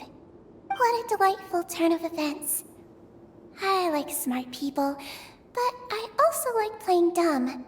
I like the feeling of being trusted. Oh my! What's wrong, little one? There's no need to panic. Take a deep breath before you begin. Being able to read human expressions is quite the useful skill. Wait! It's no use. We have to catch up to